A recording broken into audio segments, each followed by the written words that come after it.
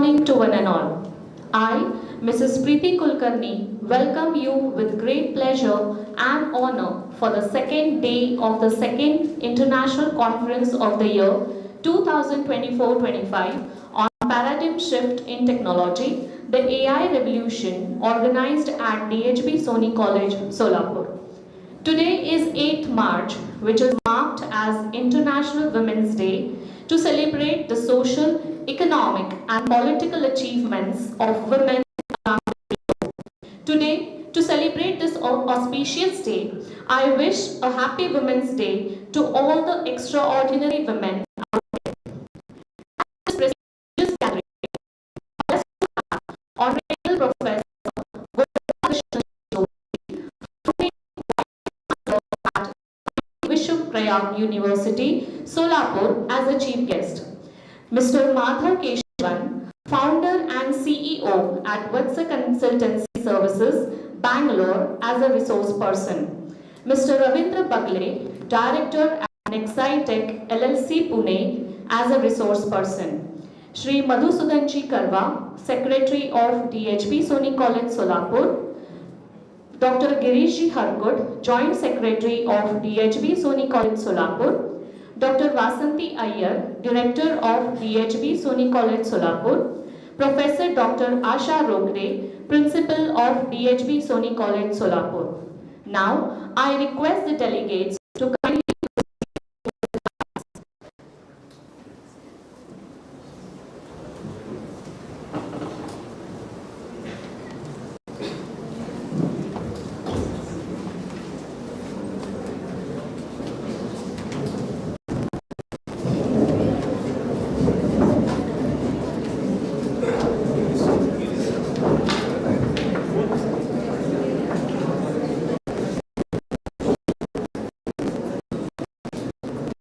Thank you all. I once again welcome our distinguished chief guest, resource persons, invited guests, students and viewers who have joined us online through YouTube platform. This event brings together brilliant minds, thought leaders and researchers from across the globe to discuss one of the most transformative forces of our time, that is the artificial intelligence. I now call upon Ms. Rishika Upadhyay to introduce Honorable Professor Gopal Krishnaji Joshi, Founding Vice Chancellor, MIT Vishwaprayag University, Solapur. Thank you, ma'am. Professor Gopal Krishna Joshi, Founding Vice Chancellor, MIT Vishwaprayag University, Solapur. A highly accomplished professor in higher education, known for exceptional leadership and innovative in the field, active involved in shaping Karnataka's education through implementing the National Education Policy NEP 2020, improving curriculum, leadership development, faculty growth and outreach efforts. With expertise in outcome-based education, curriculum design, problem-based learning, PBL, education and technology, and engineering education research, he is playing a crucial role in shaping the future of education. Thank you. Thank you, Rishika. Now I would like to request the Secretary of our college, Shri Madhusudanji, to kindly state Honorable Professor Gopal Krishnaji Joshi.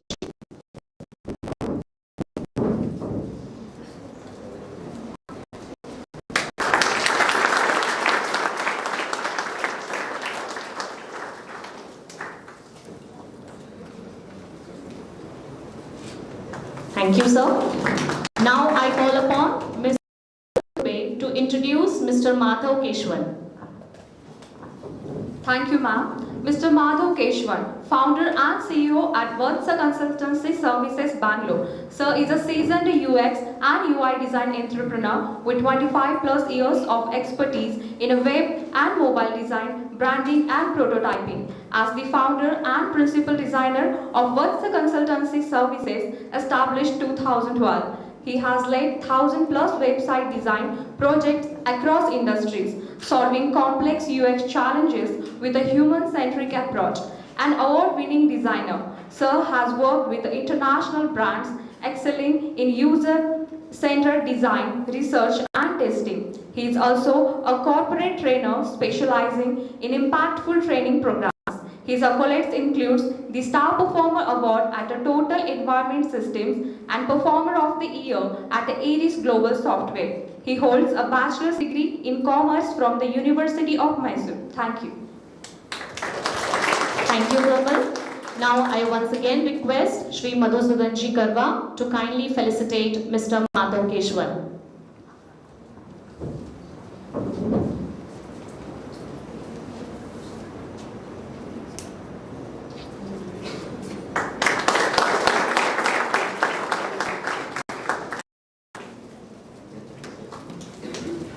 Thank you, sir.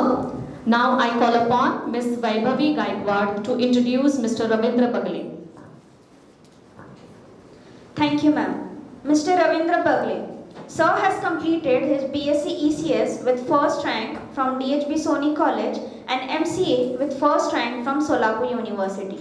Currently, Sir is working as a director at Nexide Tech LLC USA, MD at Sovi Fields India Private Limited, Pune, CEO and founder at Olai Private Limited, educator at Fortune Cloud Technologies, Pune, building Blinkit at Pune, Nashik and Solapur. He has been invited as a chief guest at 55 plus colleges for seminars in reputed engineering colleges from Solapur institutions and across Maharashtra. Sir is the first person to start an IT company in Solapur in 2013. He has been awarded with Best Entrepreneur in Solapur by Big FM Solapur, Best IT Expert awarded by Solapur University, Solapur and RIV Foundation Solapur. He is also the recipient of many other prestigious awards in the IT field. Thank you. Thank you, Vaibhavi. I would like to request Dr. Girishji Harkut to kindly felicitate Mr. Ravindra Bagle.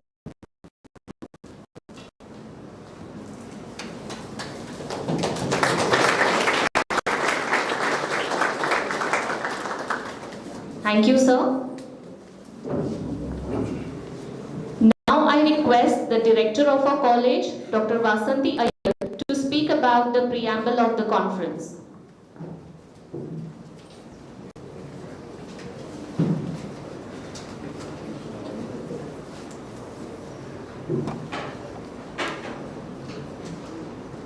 Distinguished guests on the dais, students, it gives us immense pleasure to present the preamble of the second day of Multidisciplinary International Conference on Technology, the AI. At the heart of this visionary initiative is DHB Soni College, an institute renowned for its unwavering commitment to advancement. By organizing this prestigious conference, the college once again reinforces its role as a catalyst for change. Through this dedication to foster a culture of research and progressive thinking, DHB Soni College is shaping the leaders and innovators of tomorrow, ensuring that technology serves in the most ethical and impactful manner. As we embark on the second day of the International Conference on the Partnership with Technology, the honor distinguished leaders whose expertise and vision continue to shape the future of technology and education. Today, we have with us an eminent personality from the field of education, Professor founding Vice Chancellor of MIT Vishwaprabha University, Solapur. His pioneering efforts in aiding education with the principles of the National Education Policy 2020 has been instrumental in defining the academic landscape, ensuring that education evolves to meet the needs of a rapidly changing world. His leadership serves as a beacon for innovation, research, and holistic learning. We are also privileged of successful entrepreneurs in the field of information technology, Mr. Madhav Keshwan and Mr. Ravindra Bagle. This remarkable journey from the era of binary computing to the age of artificial artificial intelligence, it's a prowess. Their vast knowledge and experience serves as an inspiration, offering invaluable insights into the past, present, and future of AI and its ever-growing impact on industry and society. Moving forward, we turn our focus to the transformative role of AI in medical science. Our next section will be led by Dr. Rishikesh Harput and Dr. Darshan Ruikar, who will present groundbreaking perspectives on AI-driven innovations in healthcare. As we embark on the second day of the International Conference on the Paradigm Shift in Technology, the AI revolution, we carry forward the momentum built by the insightful discussion and groundbreaking ideas shared on the first day. The distinguished speakers, Honorable Sri Atulji Lahoti, Honorable Achyutji Godbole, Honorable Mr. Abhijit Kabra, and Honorable Mr. Dr. Krishna, have set the stage for transformative dialogue, offering invaluable insights into the past, present, and future. Their vast knowledge, experience, and contribution to the field served as an inspiration to all reinforcing AI's to redefine industry and reshaping our world. As we step into another day of stimulating discussions, collaborative learning, and forward-looking strategies, we reaffirm our commitment to exploring AI's transformative impact. May this day inspire new ideas, encourage meaningful collaboration, and empowerment. Today's conference will witness intellectual minds who will present and discuss on the changing technology, a boon for the future. We take this opportunity to thank one and all for making this international conference a grand success. Thank you once again. Thank you, ma'am. I now request our Chief Guest, Honorable Professor Gopal Krishnaji Joshi, Founding Vice Chancellor, MIT Vishwaprayag University, Solapur, to give his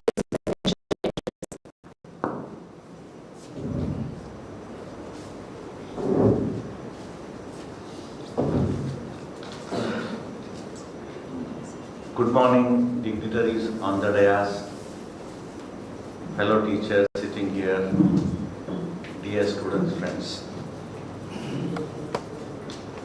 It's a kind of surprise to me that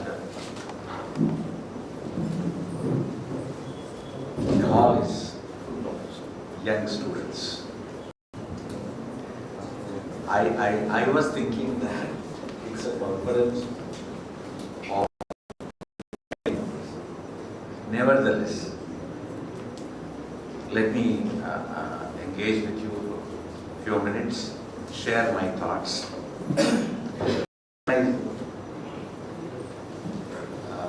I was getting ready, my wife told me that today it is International Women's Day and you please go and wish all women. And I want you to start your day like that. So I wish all women sitting here, happy Women's Day.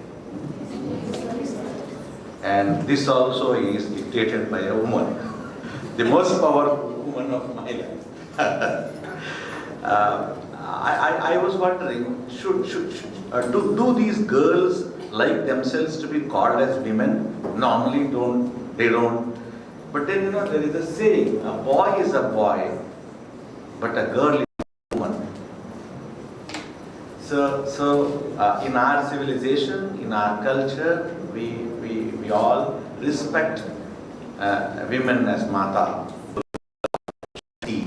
So in fact, I see all those various forms in you people, and really the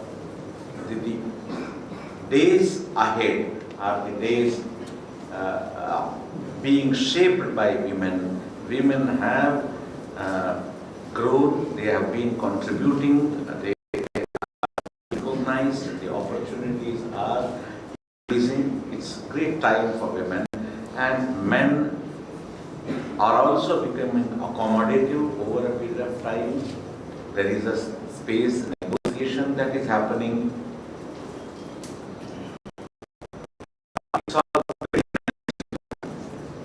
But But then, there are two alternate men and women are equal. This is one thought, which I am told it is Western thought. Whereas, in our civilization, it is about Purnatva. It is about oneness. If one is not complementing with the other one, then there is no Purnatva. Oneness is not there. So we are one. That is the contribution of our civilization to mankind, which is significantly different from Western thought. I am saying this because should we fight, when we look at equality, the whole actions, all the actions are, driven by agitating minds. Instead of that, no, I think, we should respect each other's spaces. We should, unless we come together, life doesn't, life is not enjoyed by both of us. We need each other to realize life. This perspective, which brings all of us on a construction plane, constructivist mindset, which I feel is better. I'm forced to say this because I'm father to two daughters. This is what I keep telling my daughters, that it's about an understanding of what life is in its true sense. Look at nature, see life. Very unfortunately, in today's world, when social media is so powerful, you are forced to search for right role models. In my days, there was no social media, so there was less noise. Because there was less noise, choice was not all the more difficult. It was okay for us. It was okay for us. We had our parents as role models. We had good people around us. Those who were popping up in society were the right kind of people. Today, everybody gets relevant for tomorrow, which is what his life journey is all about for me. So these are my thoughts that I thought I should share with you people on the occasion of International Women's Day.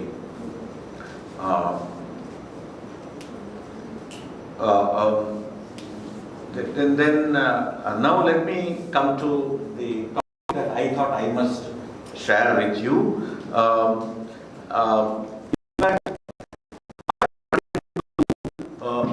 One document which I consider it as very important for both educators and students who are preparing, who are in the right. So before that, let me say one here. Human needs which led to technology development. If you historically look at what was the driver for technological advancements, it was the human need. But then in today's world, what's happening is the developed technology is in turn influencing quality of life. It is penetrating into life with soft technologies like AI and Gen AI. It's influencing minds also. It's influencing minds also. So, one side, it is the human needs technological advancements, but then technological advancements are also influencing the society. And you are called Gen Z. You are all digital natives. I am a digital immigrant. When I was born, digital technologies were not there. But when you were born, mobile was there. Digital technologies were there. So you are all digital natives. Look at our fate. You know, digital migrants, digital natives, and then help you become successful in your life. Which means the kind of pressure that we are supposed to be having now, in the true sense, is I now what I'm going to say is something very personal. It's my opinion. You know what? Every time technology has tried to dictate humans, humans have chosen to reject. There are plenty of examples. There are plenty of examples you can go through. So, this mad race that you see outside, but then should one be dictated by it? I think you have to exercise your wisdom. Be mentored by right kind of people, so that you are not misled. Right? So, the context in which I thought I must share with you one document which is released once in 2 years by World Economic Forum. It's called Future of Jobs Report. The latest report was released in January 2025, which I considered as basis to design my degree programs in my university. When you know, that's my business. I am an academic. I have to do my job. So this is one important document that I refer to. So I thought I must share with you what I consider are important. Technology, particularly AI, is challenging us in terms of what to teach. Technology influence on society has deep influence on humans. It has positive change in terms of enhanced human abilities, and we also see reduced attention span and addiction to gadgets and social media. Ethics has gained significance in the context of using technology. This is in terms of how we teach and assess. So in my space of education, what we teach, how we assess, these are significant questions for which we have to find solutions, and we are confronted with many challenges. Future released by World Economic Forum. It talks about 5 micro trends, 5 labor market transformation to influence job growth and decline by 2030. And they are technological change, geo-economic fragmentation, green transition, demographic shifts, and economic uncertainty.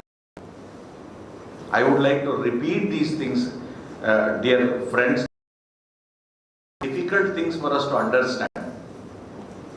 What is, you are all thinking of what's going to happen in future.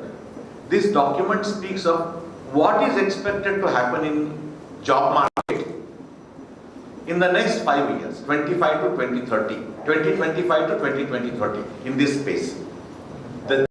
During this period only you are jumping into job market. There are 5 macro trends. One is technology.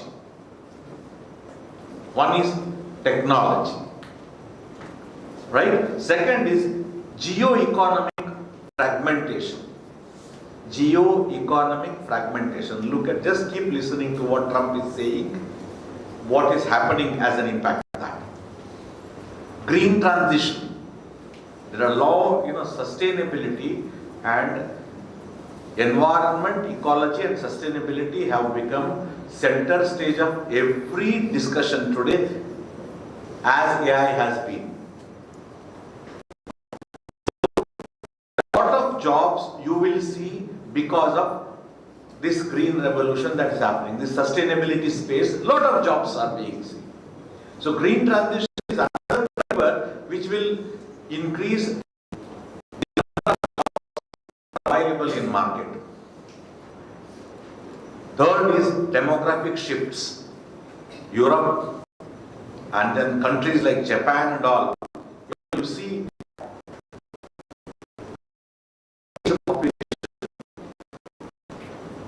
aged population.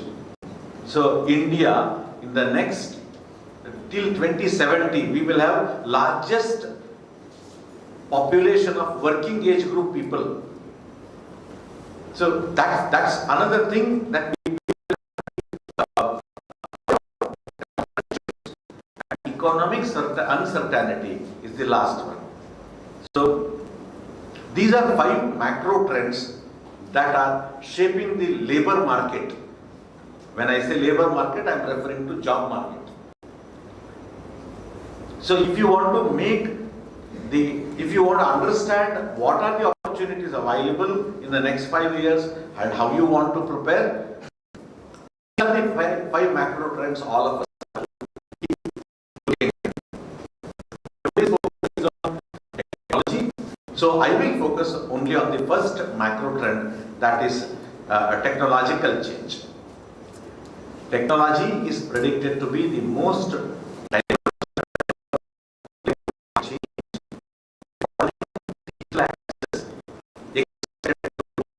create and displace more jobs than any other compared to technology. There are less 19 million jobs are getting created, 9 million jobs are getting displaced.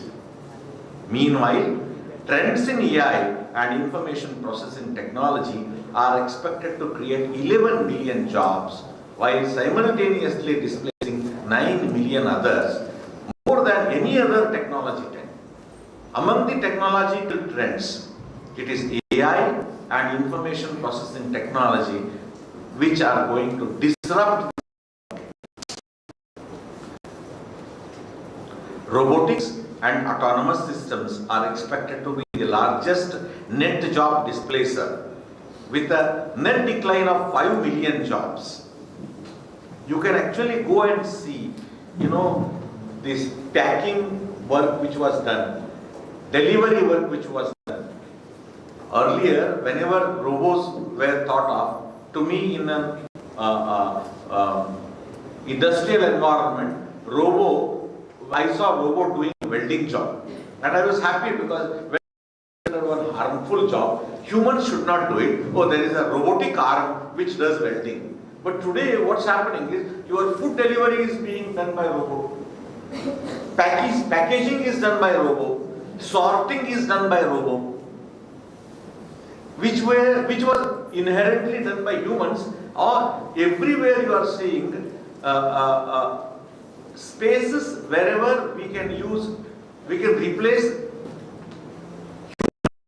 by technologies, we are seeing those things happening.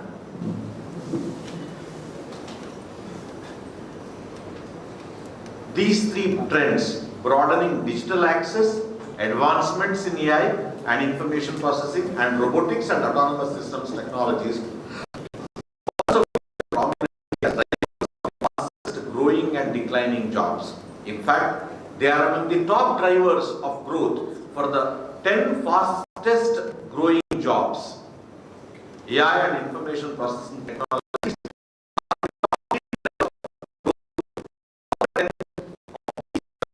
whereas broadening digital access is the top 3 driver of 9 out of 10, except autonomous robotics and autonomous systems technologies for 7 out of 10. In addition, of the 10 fastest and 10 largest,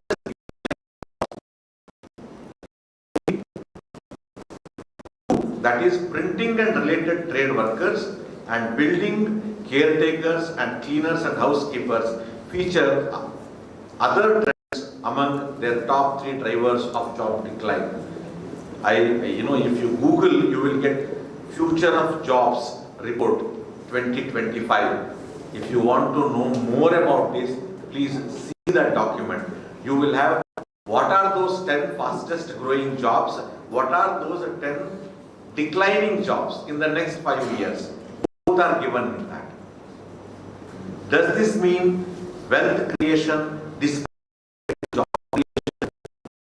Dear friends, one change that I want all of us to notice is during Industrial Revolution,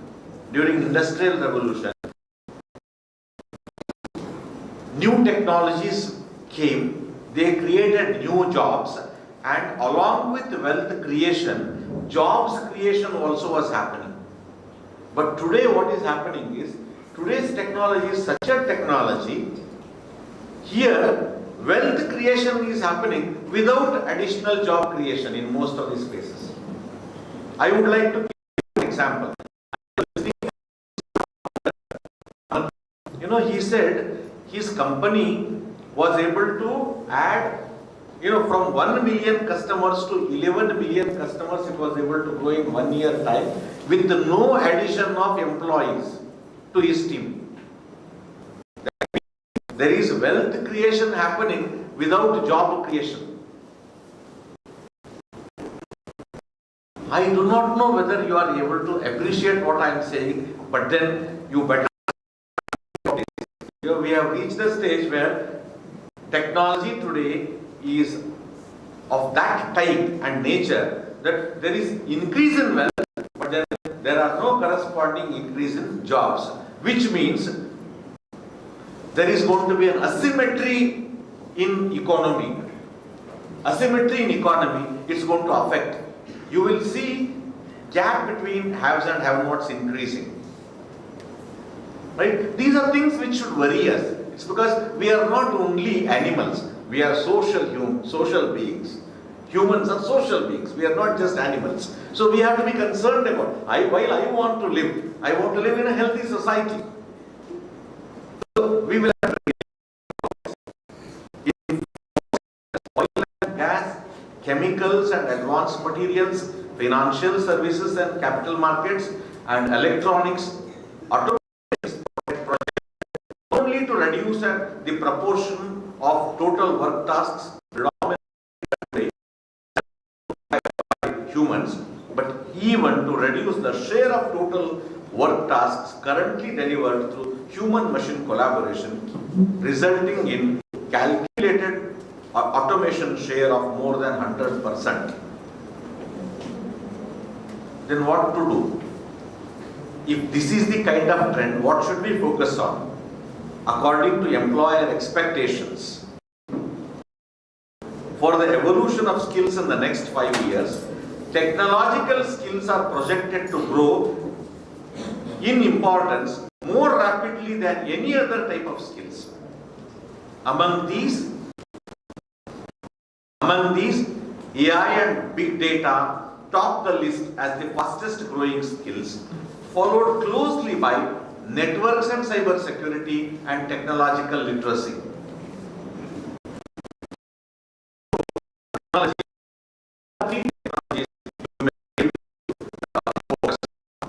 Complementing these technological skills, creative thinking, socio-emotional attitudes like resilience, flexibility and agility, along with curiosity and lifelong learning, are also seen as rising in importance. In every recruitment, in any good company, today people are focusing on these aspects. It is not only your technological competence, it is about these human skills people are focusing on. Also ranking among the top 10 skills on the rise are leadership and social influence, talent management, analytical thinking, and environmental stewardship. These skills highlight who can lead teams, challenge sustainability in an interconnected world.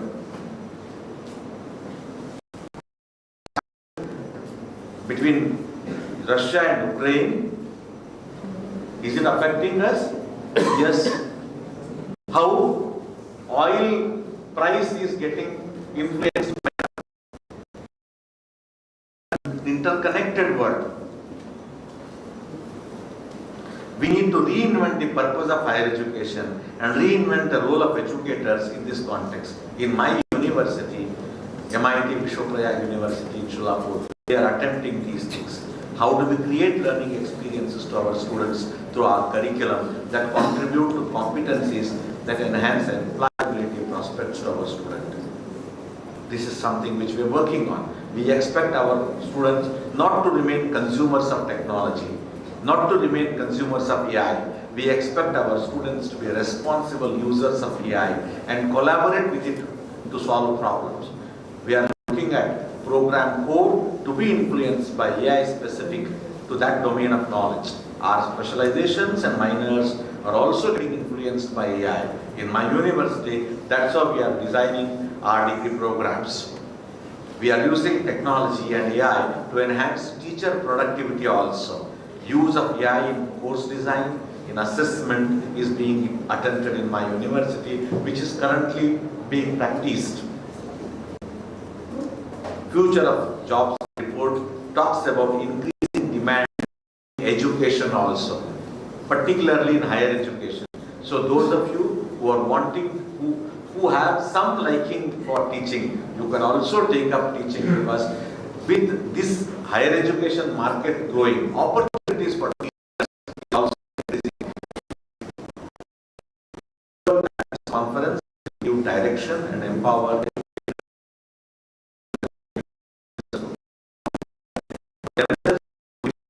education relevant to the needs of and industry, and we also make sense to our students. I thank the organizers, particularly Professor Iyer ma'am, for inviting me, and close my talk. Thank you. Thank you, sir. Now I request Mrs. Barbara to propose a vote of thanks. Thank you, Preeti ma'am. Good morning, all of you. Respected dignitaries, honorable guests, eminent speakers, esteemed faculties, research scholars, and dear students. It is indeed my honor and privilege to extend the vote of thanks at this second international conference of technology, the AI revolution. First and foremost, I extend my heartfelt thanks to Honorable Professor Gopal Krishnan Joshi, founding Vice Chancellor, MIT Vishwaprayag University, Solapur, for his valuable presence. Your inspiring words have truly shaped the atmosphere of this event. A special thanks to Dr. Vasanthi Iyer ma'am, the Director, for preamble of the conference and guiding us the core essence of AI and technological advancement. We are deeply grateful to our esteemed hosts for their valuable participation. This event, your expertise and perspectives have greatly enriched this conference. I extend my deep appreciation to our management, principal and IQAC team for their continuous support and encouragement in organizing this academic aspire. A big thank you to all the organizing committee members, faculty, and students for their efforts for this event. Lastly, I would like to express my sincere gratitude to all the participants, research scholars and attendees for their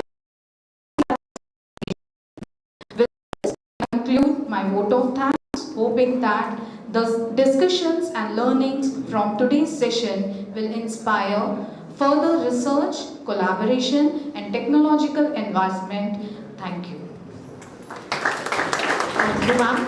Now I request all the dignitaries on the dais to be off the dais to begin with the presentation sessions.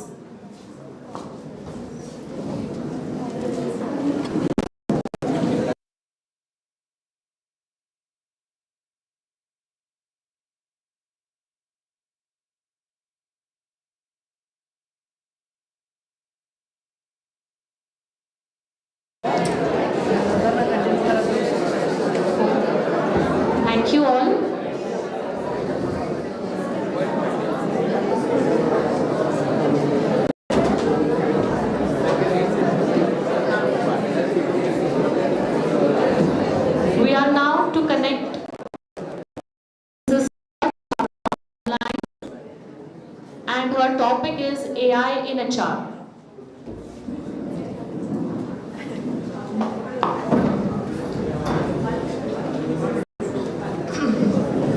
Mrs. Chitra Chhabra is the HR leader for Immersion India in Noida.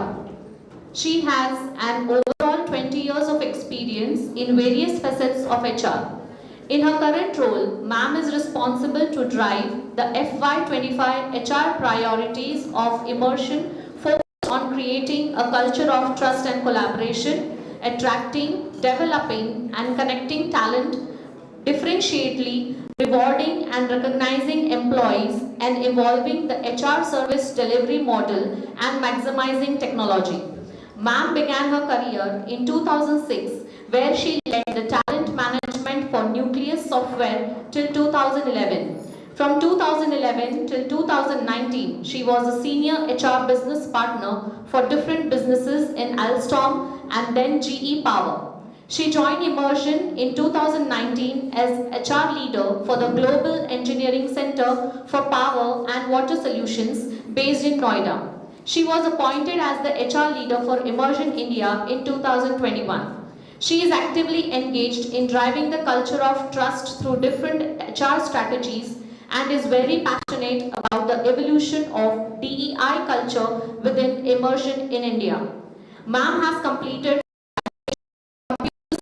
from Faridabad and is a postgraduate in HR from Symbiosis Institute of Business Management. So I welcome you, ma'am. Hello, good morning everyone. Are you able to hear me and see me clearly? Yes, ma'am. Okay, is my slide on display? Okay. Alright, let me try and see if I can put this on my presentation mode. Just one second. Okay, so good morning everyone, and it is a pleasure and an honor to be a part of this forum. Thank you for inviting me and being part of this panel talking about paradigm shift in technology, which is the AI revolution, which I believe everybody is talking about these days, right? So what exactly is my agenda that I am trying to cover? Just one second, I'm not able to go on full screen. Just a second. Just 1 minute.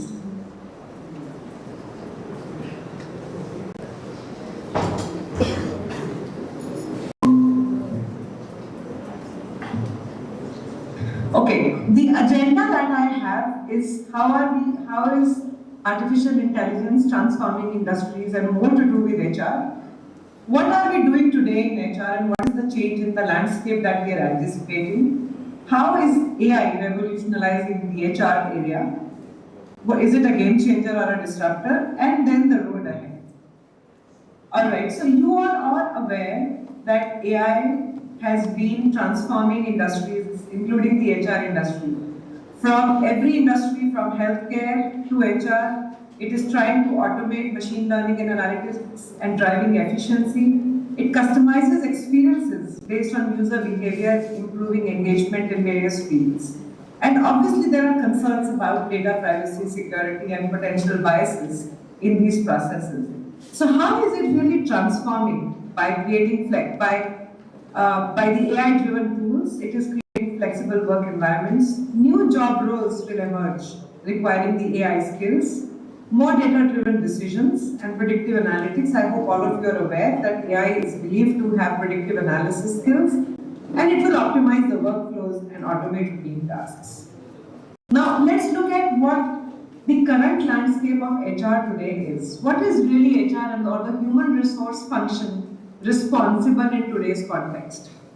Definitely the human resource function is responsible for talent acquisition, employee engagement, performance management, development and learning, and HR operations and compliance. This is primarily the major area where HR focuses on. And obviously today, if we look at in talent acquisition functions, because it is, it has a lot of administrative burden on it. Employee engagement, it involves a lot of bias because, obviously human minds are biased. Then performance management, difficulty in personalizing engagement and career development. And what about learning and development? Obviously, there is a lot of HR data that is available, which is very limited, which has a lot of administrative effort required, and how to control this data with that limited insight. And obviously, compliances and risk management. It is ever-evolving compliances, labor laws pose a lot of threat to the HR people because they have to constantly keep upgrading themselves. So, these processes today are not only time consuming, but they are subjective, data heavy, making transformation not an option, but it's a necessity to do. Now, what is AI bringing to the HR area? In recruitment, to all the functions that we just spoke about, how is AI really revolutionizing? It is helping the HR people in doing the resume screening, interview scheduling, chatbots, predictive hiring, salary offers, identifying and mitigating biases. In development, it is helping create a skill gap analysis, IDPs, training recommendations. Performance management, it helps to monitor and monitor the feedback and performance management using the AI tools. In a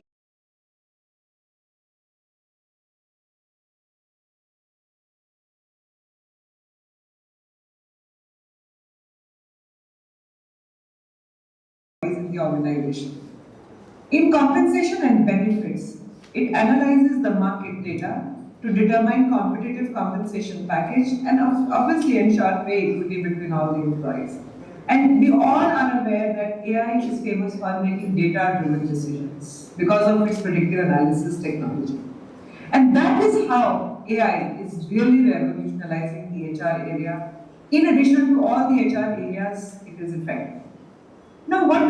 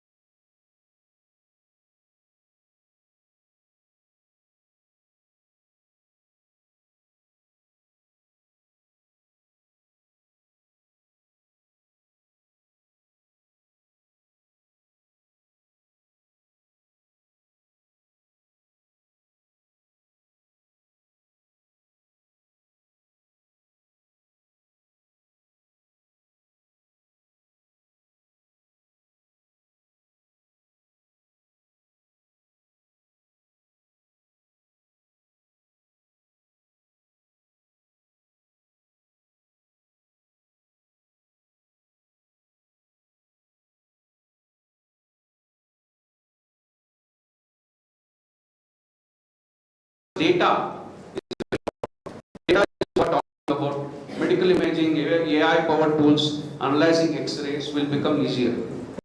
Okay, using AI. So I will see how. So most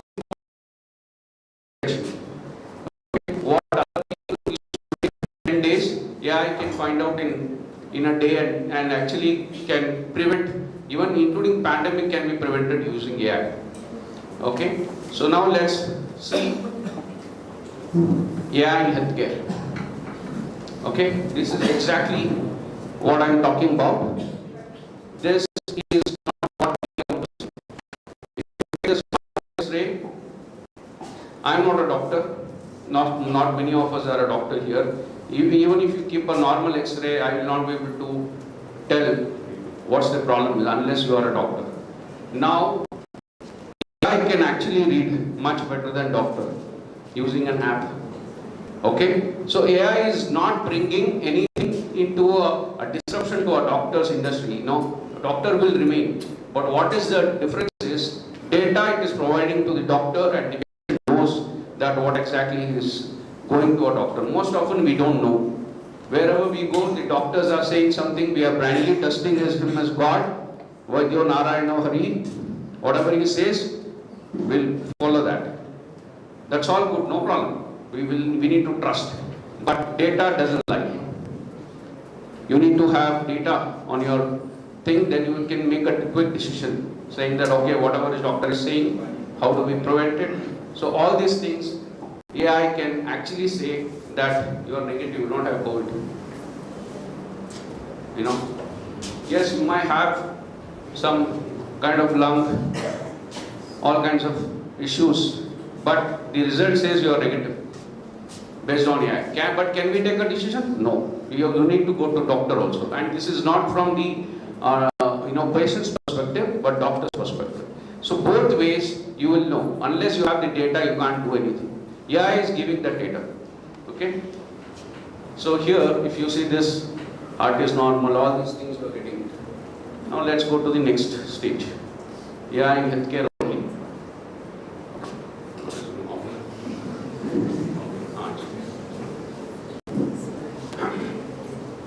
So personalized treatment and drug discovery, all these things can be done through AI because AI analyzes patient data. So every time that you get into a doctor, it's like service. Right now, if you have a car, okay, 10-year-old car, just put your car number, it will tell you exactly where did you do the service, what was the problem, was there is an engine problem. Every data is available for car. But what kind of patient data is it available for the doctor from birth to till now? Okay, the day is not very far that if you are 30-year-old, 40-year-old, it can give you exact data from the date of birth to till now, whatever you are going through the data. That's called patient data. Through genetics, lifestyle, everything can be managed through AI. AI is gone to that level where it can even find out you have a genetical issue or you have any that's why even insurance companies can also can define based on your patient data. So all these things are done through AI right now. So whatever I'm saying, every word is a new technology, new opportunity for all of you to perform and pursue that. And these gaps right now, as an entrepreneur, I always feel that where it doesn't matter which area unless you find the gap, you will not be able to pursue. There are a lot of gaps we can fill. All of you can take one gap from this and fill it. It can definitely make a lot of difference for your society and for India as well. Okay? And we should be happy that Government of India is taking a lot of opportunities, Digital India and so many other things are giving for our society to do it. Now let's go to the virtual health assistants and chatbots. So this is what I was talking about. In 2018, we built an app called Maya. So that app is basically, it will give you a chatbot system.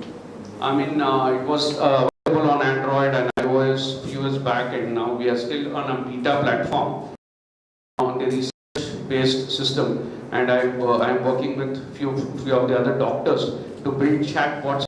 Let's say you have fever, you put all your symptoms, that app will tell you whether you should go to, you don't need to go to doctor right now. What is the severance, which is high priority, app will tell you. So based on that, there was an app called Babylon. Okay. They built this kind of chatbot. Now it's because of few other issues, but these virtual health assistants is going to be future. Okay, every company, every organization that would like to put their employee data on virtual health systems. You put your company health employee data on your system, the corporate it will tell you whether that employee is suffering from something or that can be done. So based on that, virtual nurses also you can have. So mental health support, AI chatbot can talk to you. Let's say you're going through some kind of depression. Anybody who is going through a depression, having suicidal tendencies, no friends. Because when you are depressed, nobody will talk to you. Of course, you are lonely. Nowadays, Alexa can make you happy. Talk to Alexa. Talk to Siri. She can talk to you. All these things are helping for now, as of now. But going forward, it can be a companion for you. Okay? Girls or boys who are going through depression issues can talk to chatbots. Okay? So AI chatbot help with anxiety, depression and stress management. Okay? So people say AI can be very bad, but AI can be very good also.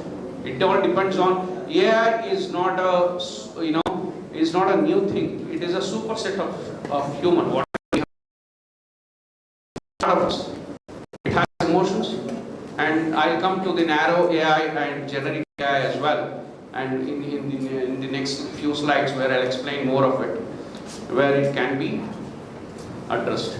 So now let's come to this app where it can talk to you directly. Let's say you have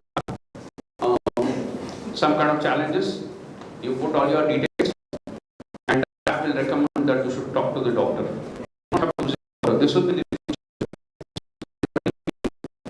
tested in USA and NHS in London. We wanted to do it in India. We did alpha testing.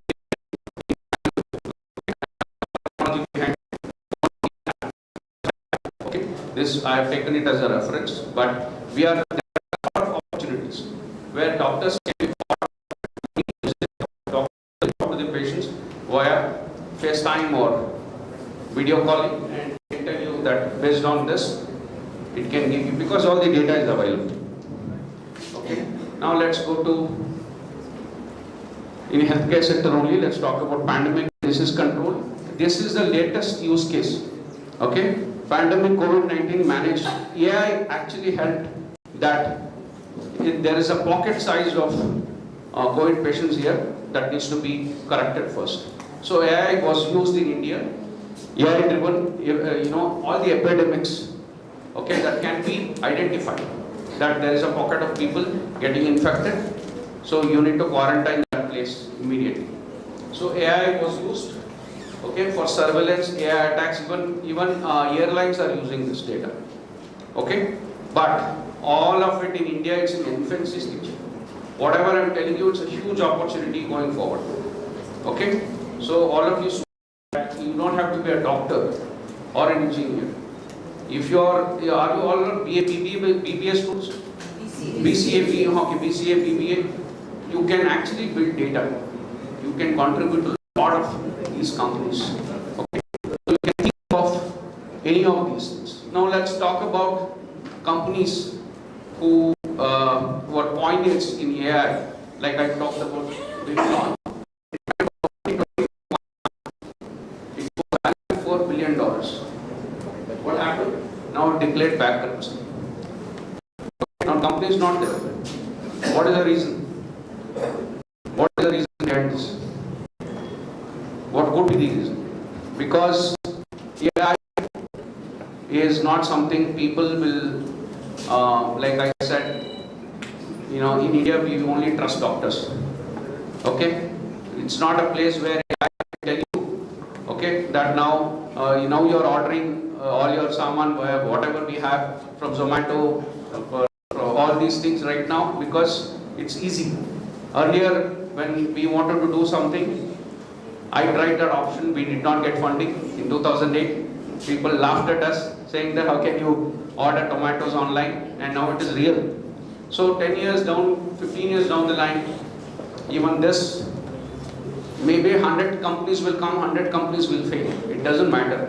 But the technology is valued already $4 billion.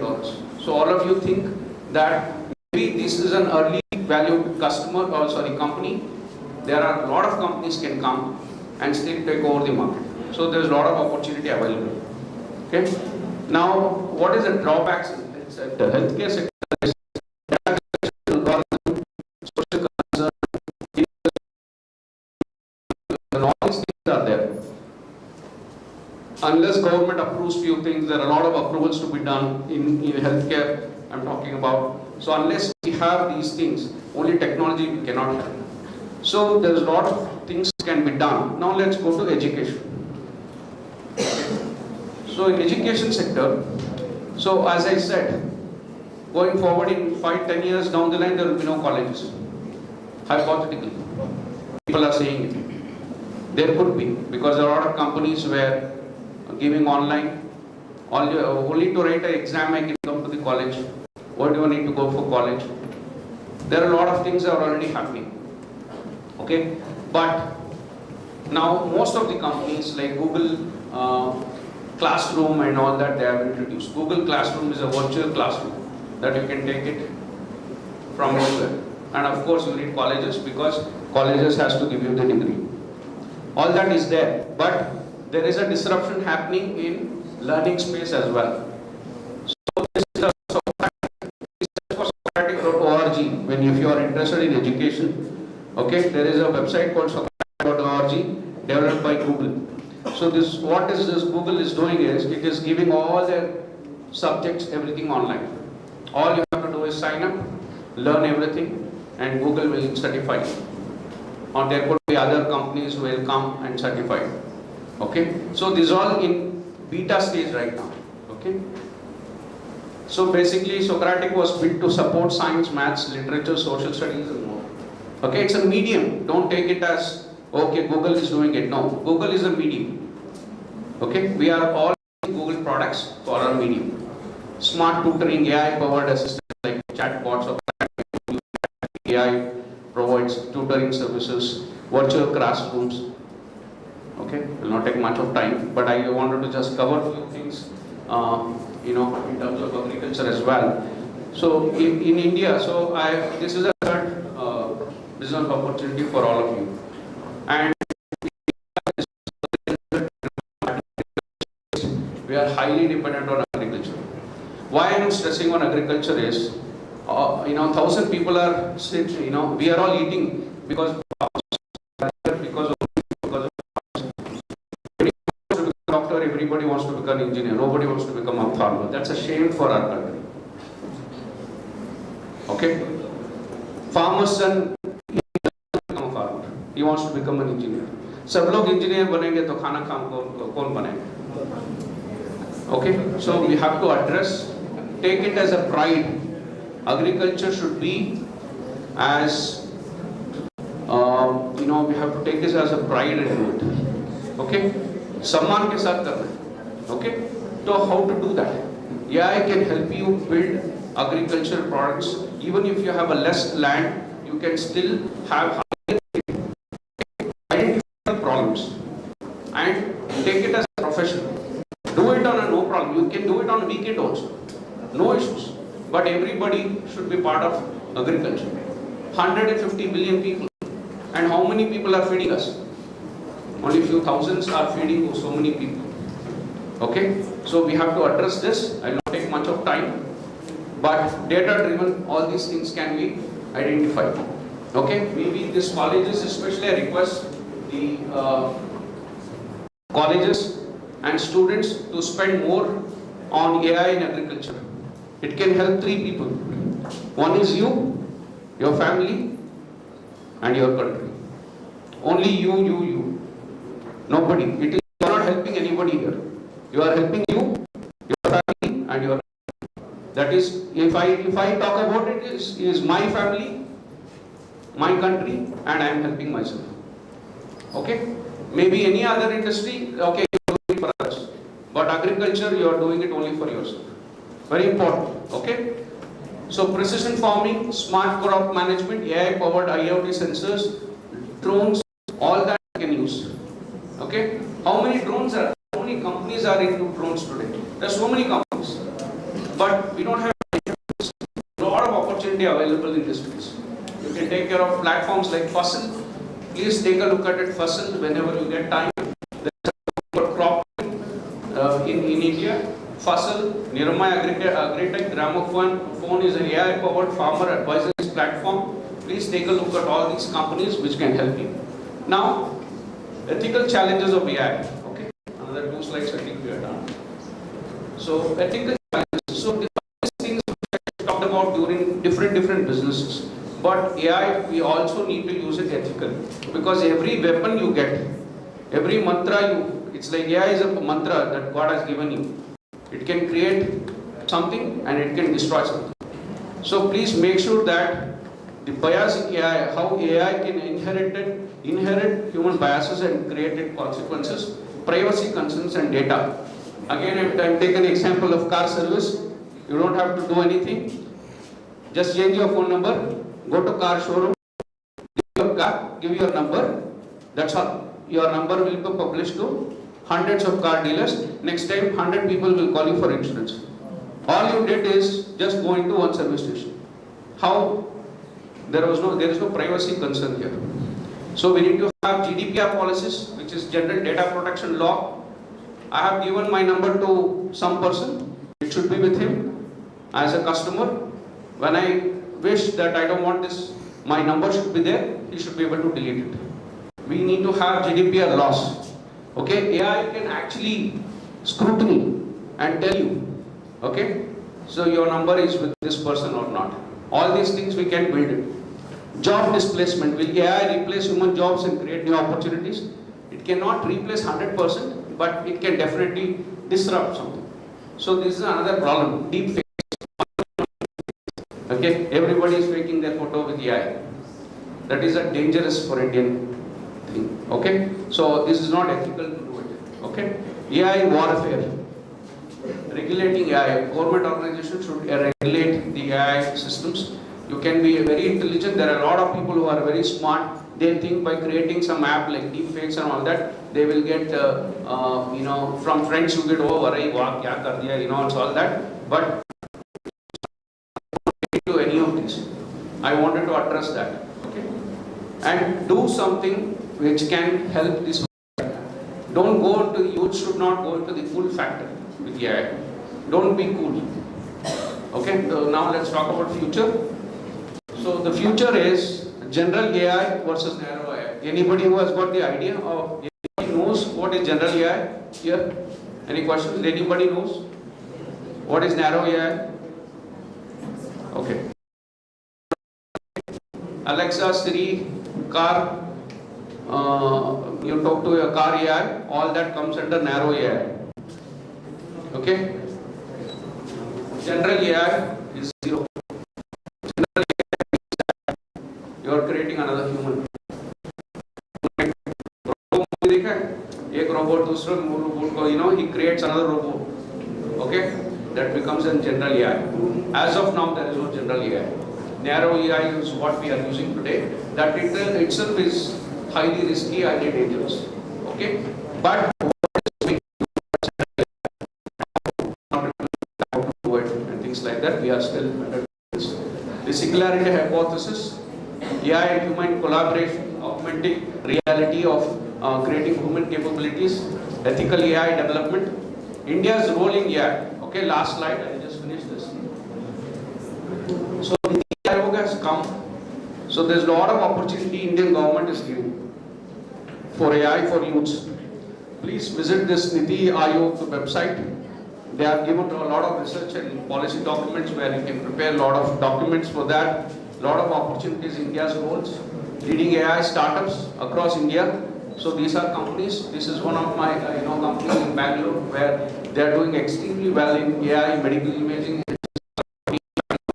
are doing fantastic well. I've seen some of their websites. They are doing really well.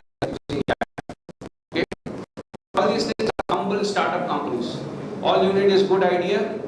The funding is not a problem because Government of India is supporting a lot of companies. All you need to impact and help create jobs for the masses. Okay, so now I'm up for another 1 or 2 minutes for discussion. If you have any questions, please do ask me and we can wrap this up. Any questions, guys? Good morning, sir. I'm Rishika. So, can AI manipulate humans? Like I said, it is possible because that's the future. Right now, you are creating a child AI with your details and giving your data. That data is only read by AI bots. It is the day will come where it can definitely manipulate. Even today, let's say you ask something system, a lot of research has been gone. Let's say if you are depressed, you are talking to it, you are actually giving your data. Okay, the answers, the replies, if it's manipulative, yes, it can be manipulative also. Okay, I'm not saying yes or no for this question because it's very hypothetical, but researchers have found that it can be harming developments also unless you are getting manipulated. See, a person, let's say human, let's say you talk about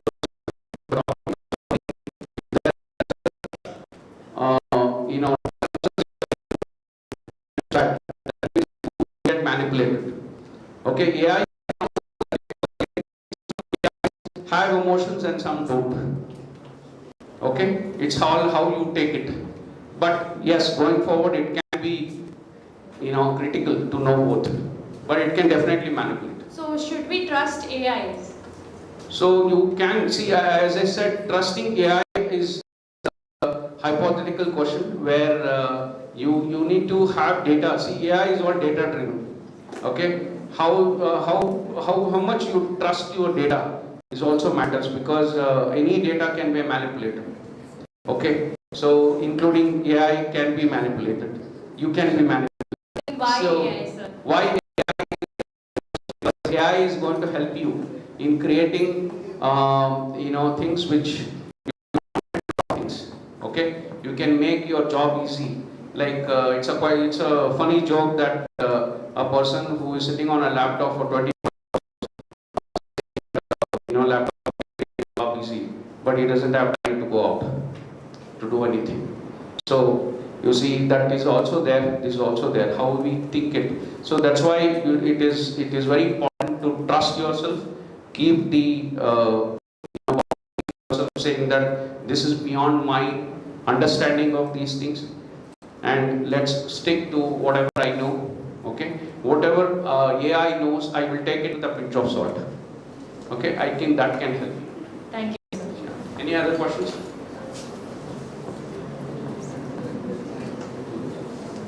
Good morning, sir. Yeah. Sir, will or should AI have a legal status like in corporations or government, or it should be only considered as a tool? Yeah, it should be considered only as a tool. Not in Because AI should never replace humans. Okay, please keep that in mind. AI is a system which should never. It can disrupt the industries, no problem. It can make driverless.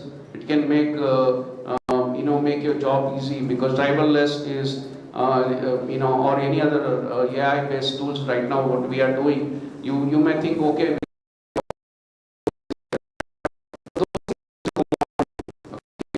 Commoditized and AI can replace that, but that doesn't mean that it can replace the entire industry itself.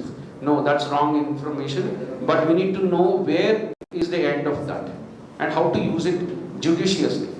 So Okay. it will be considered only as a tool? Yes, and it has to be ethical. Yes. Yes. Thank you, sir. Yes. Any other questions? I'll take one more last question. Yes, go ahead.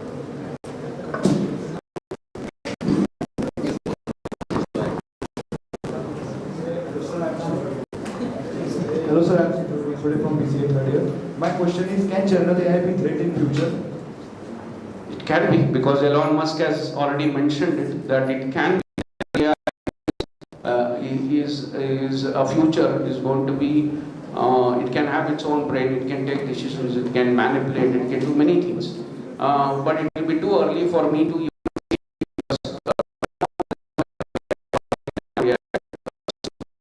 System is all what we are using. Alexa, self-driven cars, all comes under narrow AI itself, because it is reading your data and giving you the suggestions.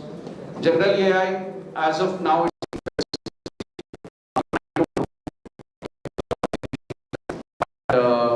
we should embrace it if it definitely going to help the humans. If it's not, but government has to take certain decisions to block it. There are many things that needs to be done. Every opportunity is a key. So you think only of key, but every lock is a lock, right? That lock is your mind. You have to lock it with your conscience, saying that I should be using it only with this.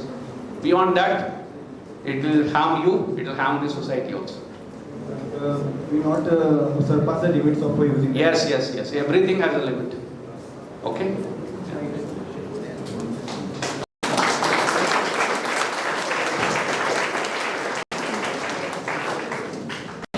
Sir, one more last question, sir. Please go ahead.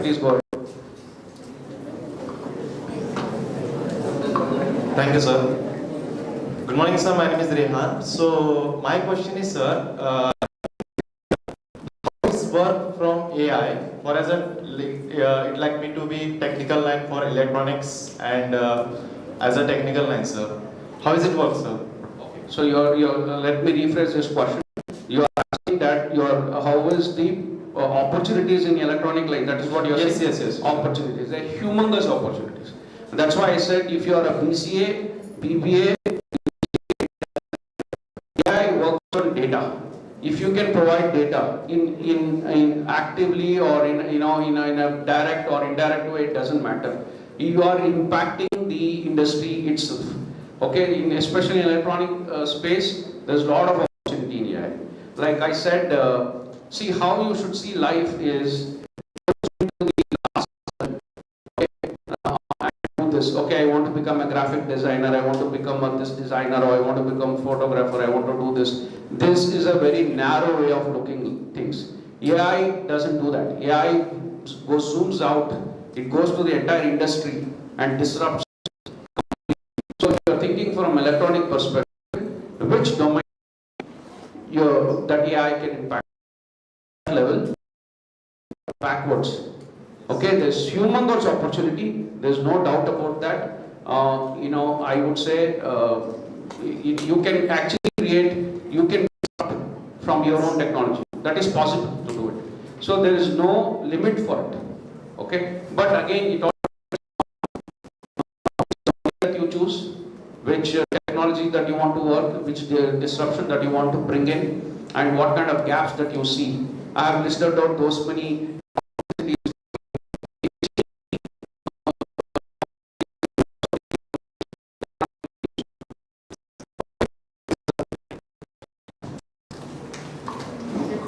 Thank you, sir, for your presentation and discussion.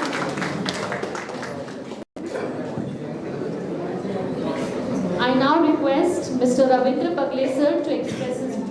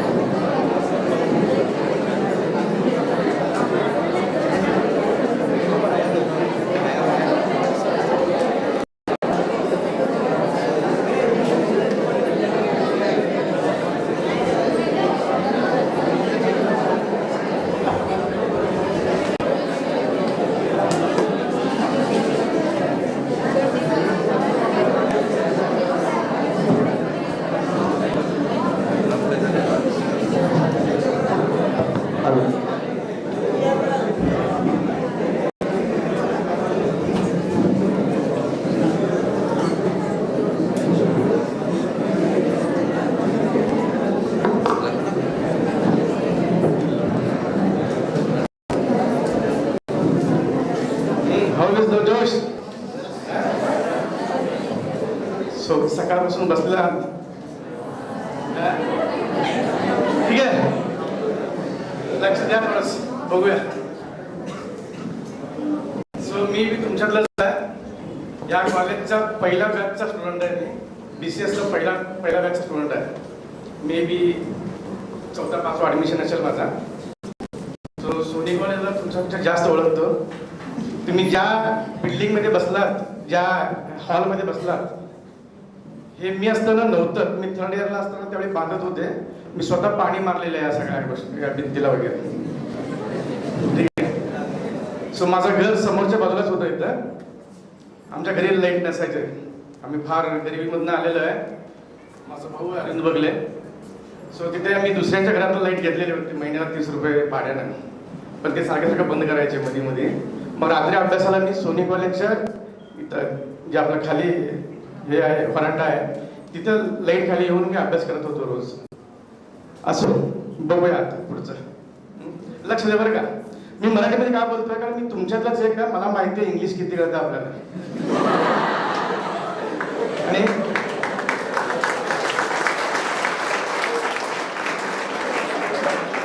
सो ज्यावेळी असायचे कार्यक्रम, function, सगळे इंग्लिशमध्ये बोलायचे guest, मी मनातल्या मनात म्हणायचो याला मराठी बोलायला काय होतं बाबा, त्याने का असं करते. बट गरजेचं आहे इंग्लिश. इंग्लिश शिवाय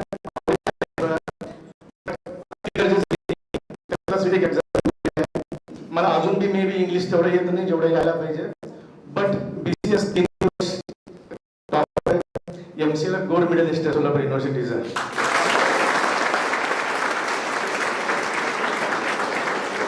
तो जवळपास 15 देश फिरून आलेला आहे, कामासाठी गेलेला आहे. मी कधी दुसऱ्या कंपनीत काम केलं नाही आहे. जस्ट एक 3 ते 4 महिन्यासाठी इंटर्नशिप केलं सिंगापूरला. त्याच्यानंतर स्वतःचीच कंपनी काढली, IT कंपनी. सो तुमच्यातलाच एक मुलगा, दक्षिण सोलापूर तालुक्यातला एक मुलगा हे काम करू शकतो म्हटलं तर तुम्ही बी करू शकता. मला अजून बी आठवतं एक दिवस की तुम्हाला व्हायचं, तर माझा आन्सर होतं त्या दिवशी मला CEO व्हायचं. त्यावेळी सगळेजण हसले होते, लय मोठा राहिला CEO बनतोय म्हणून. पण मी तेच झालो. जवळपास 4 कंपन्या दिसतील त्याचा मी आज CEO आहे. त्याला सोडून ट्रेनिंग इन्स्टिट्यूट आहेत, म्हणजे पुण्यामध्ये 4 ब्रँचेस आहेत. वर्षाला 1800 ते 2000 मुलं मी ट्रेन करतो. म्हणजे जवळपास 75चा स्टाफ आहे आमचा. 4 ब्रँचेस आहेत. तुम्ही सर्च करून बघा फॉर्च्यून क्लाउड म्हणून. म्हणजे सोनी कॉलेजपेक्षा मोठं इन्स्टिट्यूट मी सांभाळतो एका प्रकारे. आणि याच्या पलीकडे जे ब्लिंकेट ॲप तुम्ही बघता, लास्ट मिनिट ॲप, त्याचे जवळपास 6 स्टोअर पुण्यामध्ये आहेत, 2 स्टोअर नाशिकला आहेत, 2 स्टोअर सोलापूरमध्ये येत आहेत. 13 एप्रिलला त्याचं ओपनिंग आहे माझ्या बड्डेच्या दिवशी. तुम्हाला घरी बसल्या ठिकाणी 8 ते 10 मिनिटांमध्ये ऑर्डर मिळणार आहे. काही बी ऑर्डर मिळणार आहे सेवा तुम्हाला. ठीक आहे, बघूया आता पुढचं की क्लाउड कॉम्प्युटिंग, AI इन क्लाउड कॉम्प्युटिंग. 2 शब्द आहेत, AI आणि दुसरा शब्द आहे क्लाउड कॉम्प्युटिंग. आता काही क्वेश्चन ऐकलो मी, असं वाटतं की मला क्वेश्चनवर तुम्हाला नेमकं कळलं नाही काय AI म्हणजे काय. सिंपल भाषेत विचारतो, मला मराठी भाषेत आन्सर द्या. AI म्हणजे काय? काय AI म्हणजे काय? काय आपण एवढं 2 दिवसापासून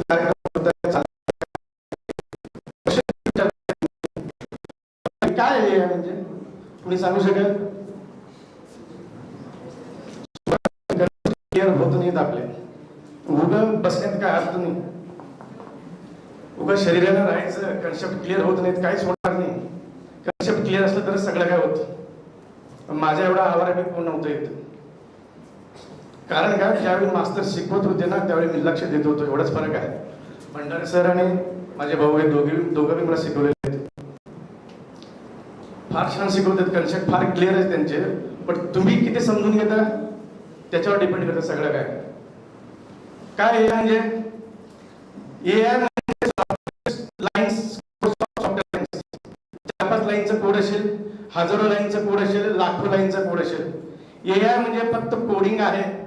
जसं तुम्ही इफ एल्स लिहिता, इफ काहीतरी कंडिशन लिहितं, असं असेल तर असं नाही एल्स, फॉर लूप असेल, व्हाईल लूप असेल, काहीतरी प्रोसेसिंग केलं असेल, डेटाबेसमधनं डेटा घेतला असेल, त्याच्यावरनं काहीतरी परत EPLS करून परत काहीतरी डिसिजन घेतला असेल. सो AI म्हणजे कोड आहे.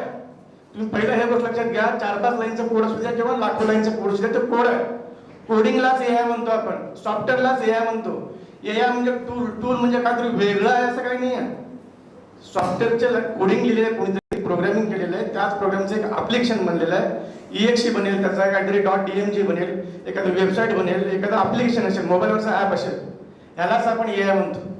AI म्हणजे काय असं फार वेगळं काही नाही आहे. तुम्ही लिहिलेल्या कोडलाच आपण AI म्हणतो. मग क्वेश्चन असा येतो, मग नेमका AI काय आणि नेमका कोड काय? आपण बाकीचे बी कोड करतो, पॅलिंड्रोम करतो, मग AIचं कोड आणि या कोड मध्ये काय फरक आहे? तर डिफरन्स असा आहे, AIचं जे कोड आहे ना, ते कोड रन करतं तुमच्या डेटावरती. त्या डेटावरनं त्यांनी काहीतरी समजून घेईल आणि काहीतरी तुम्हाला कन्क्लुजन देईल. एक एक्झाम्पल सांगतो. जसं मी तुम्हाला आता ब्लिंकिटचं एक्झाम्पल सांगितलं, त्यातच एक एक्झाम्पल सांगतो. ब्लिंकिटमध्ये रोजचं रोज 2-3 हजार ऑर्डर एका स्टोरला होतात. ऑर्डर होतात म्हणजे काय, कुणीतरी चहापत्ती ऑर्डर केला, साखर ऑर्डर केला, कुणी अंडी ऑर्डर केला, त्याचे ऑर्डर असतात. समजा काही लोकांनी ऑर्डर केले इथं, त्यांच्या ऑर्डर्स असं आहे, समजा रवी नावाचा एक माणूस आहे, त्यांनी काहीतरी केला, त्यांनी चहापत्ती ऑर्डर दिला, ठीक आहे. सो त्याच्यानंतर त्यांनी अजून काय ऑर्डर दिलेलं आहे, त्यांनी जेव्हा जेव्हा चहापत्ती ऑर्डर दिलेलं आहे त्यावेळी त्यांनी maybe sugar B order केलेलं आहे. त्यांनी ज्यावेळी शुगर ऑर्डर केलेलं आहे, मे बी मिल्क ऑर्डर केलेलं आहे. मे बी एक 100 लोक 100 डेटा असं सापडतील आपल्याला, चहापत्ती शुगर ऑर्डर केलेले आहेत. मग हेच डेटा आपण आपल्या सॉफ्टवेअर कोडिंगला दिलं. आता हेच हे काय डेटा आहे, डेटाबेस मधला डेटा आहे, काय काय ऑर्डर केलेले आहेत, हेच डेटा तुम्ही तुमच्या कोडिंगला द्या. मग त्यावेळी कोडिंग काय समजून घेणार की ज्या ज्या वेळेला टीचं ऑर्डर दिलेलं आहे, त्या वेळेला शुगरचं ऑर्डर दिलेलं आहे, शुगरचं ऑर्डर दिल्यावर मिल्कचं बी ऑर्डर दिलेलं आहे. आता याचं हेल्प कसं होतं बघा, यालाच आपण AI म्हणणार. हेल्प होतो ज्यावेळी ब्लिंकिटमध्ये कुणी जाऊन इथं टी सर्च करेल, त्यावेळेला त्याला इथं ब्लिंकिट टी दाखवणार. समजा इथं ताज टी दाखवलं, इथं रेड लेबल दाखवलं, परत इथं त्यांनी खाली काय करणार, इथंच शुगर पॅकेट दाखवणार तुम्हाला. कारण आता ते ब्लिंकिट त्या यायला कळतंय यांनी चहापत्ती विकत घ्यायला म्हणजे याने शुगर विकत घेणार आहे. सो नेक्स्ट स्क्रीनला किंवा नंतर ऍड टू कार्ट न करता त्या स्क्रीनवरती त्यांनी तुम्हाला इथं दूध पॅकेट बी दाखवणार. मे बी चित्रेचं मिल्क असेल, मे बी इथं अजून कुठला काय फेमस मिल्क, अमूल मिल्क असेल, हे मिल्क इथंच दाखवणार त्यांनी. सो एका स्क्रीनवरती टी आलं, शुगर आलं, मिल्क आलं. मग ह्याच्याने हेल्प काय झालं आपल्याला, परत परत तुम्हाला सर्च करण्याची गरज नाही, फक्त टी सर्च करा, तिन्ही बी एका स्क्रीनवरती येतात. मग ऍड टू कार्ट करा तिन्ही बी आणि लगेच इथं बाय करा.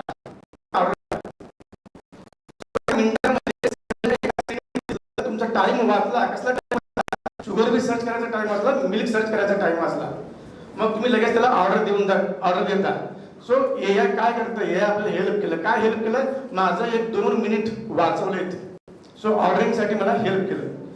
सो असंच प्रत्येक इंडस्ट्रीमध्ये आहे. तुम्ही फ्लिपकार्टला जावा, असं सगळ्या फ्लिपकार्ट ओपन केल्या की फ्लिपकार्टचा मोठा क्वेश्चन काय की आता जो युजर ऍप ओपन केलाय त्याला मी काय दाखवू.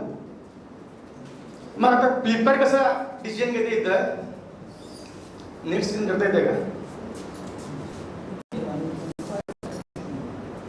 ठीक आहे. समजा आता फ्लिपकार्ट मी ओपन केला. आता फ्लिपकार्ट मध्ये जर मी बघितलो जवळपास 2 लाख प्रोडक्ट्स आहेत आणि माझा मोबाईलचा स्क्रीन एवढाच आहे 5 इंचचा. सो या 5 इंचच्या स्क्रीनवरती 2 लाख हा सगळ्यात मोठा चॅलेंज आहे. समजा आपला तो वय जवळपास सगळ्यांचे तुमच्या इथं 20 ते 23च्या मध्ये असेल. आता 20च्या 23 मधला एखादा मुलगा त्याला मी काय दाखवू, त्याला जर मी मिक्सर दाखवलं, कुकर दाखवलं, घेणार आहे का तो? घेणार नाही आहे. सो फ्लिपकार्ट एक युजरला वाया घालवला. सर्व्हर मध्ये डेटा चाललाय त्याचं, फ्लिपकार्टचे खर्च व्हायला लागले, पण तो हा जर 40 ते 50 वयोगटातली एखादी महिला असेल, वुमन असेल, तिला तुम्ही कुकर मिक्सर दाखवा, ती घेईल ती मे बी. मग जर एखादा 20 ते 23 वर्षाचा मुलगा आहे, त्याला तुम्ही काय दाखवायला पाहिजे, मग इलेक्ट्रॉनिक्स दाखवायला पाहिजे, मोबाईल दाखवायला पाहिजे. सो जर तुम्ही मोबाईल दाखवला तिथं तर मे बी तो घेऊ शकतो. परत कंडिशन, तो स्टुडंट आहे का तो कमवणार आहे? तो जर स्टुडंट आहे तर 10 ते 15,000 मधला मोबाईल दाखवा. तो जर कमवणार आहे तर त्याला आयफोन आणि सॅमसंग गॅलेक्सी गुगल पिक्सल दाखवा. सो हे जे डिसिजन घेते फ्लिपकार्ट हे कशावरती डिपेंड असतो? डेटावरती. ॲप ओपन केलं त्याचं वय काय, वय एज हे डेटा आहे. त्याने सोलापूरमधला युजर आहे का पुणेमधला युजर आहे हे मॅटर करतो. जर मुंबईमधला युजर असेल तर 100% सहसा आयफोनकडे कल असतो त्याचा, आयफोन घेण्याचा चान्सेस वाढतात. जर सोलापूरमधला युजर आहे तर याचा अर्थ काय, तो ओप्पो घेण्याचा कल असतो त्याचा. हे जे डेटा आहे या डेटावरनं काहीतरी डिसिजन घेणं म्हणजेच एआय आहे. काहीतरी आहे तुमच्या मध्यानं. पण मी सांगतो एआय म्हणजे फक्त लाईन्स ऑफ कोड आहे ज्याला डेटा इनपुट दिला जातो. डेटावरनं त्यांनी डिसिजन घेणार आणि एक कन्क्लुजन देणार. जसं तुम्हाला मी लिंक्डइनचं एक्झाम्पल दिलं, फ्लिपकार्टचं एक्झाम्पल दिलं, यालाच एआयच म्हणतो आपण. एआयवरनं डिसिजन घेईल. समजा आता मी मोबाईल विकत घेतला, मला इथं ओप्पो मोबाईल दिसला, मी विकत घेतला होता. मग परत फ्लिपकार्ट पुढे प्रश्न पडतंय, एक माणूस एका वर्षामध्ये एक मोबाईल घेतो, हा आहे यंग जनरेशनवाला. मग आता मी 1 वर्षासाठी याला काय दाखवू? आता पुढच्या 1 वर्षासाठी पण नेक्स्ट टाइम जेव्हा ॲप ओपन करेल त्याला काय दाखवू मी? परत हा क्वेश्चन पडतो. मग फ्लिपकार्ट काय बघतंय, परत तुला डेटा काढतो त्याने. त्याने नेक्स्ट काय विकत घेतलंय? तर त्याने नेक्स्ट विकत घेतलंय मोबाईलचं cover, may be charger, headphone, Bluetooth headset. ते त्या दिलेल्या ऑर्डरवरून त्याला समजून जातं की लोकांनी हे घेतलेले आहेत. म्हणजेच काय, मे बी 90% चान्सेस आहे की ज्यांनी मोबाईल विकत घेतला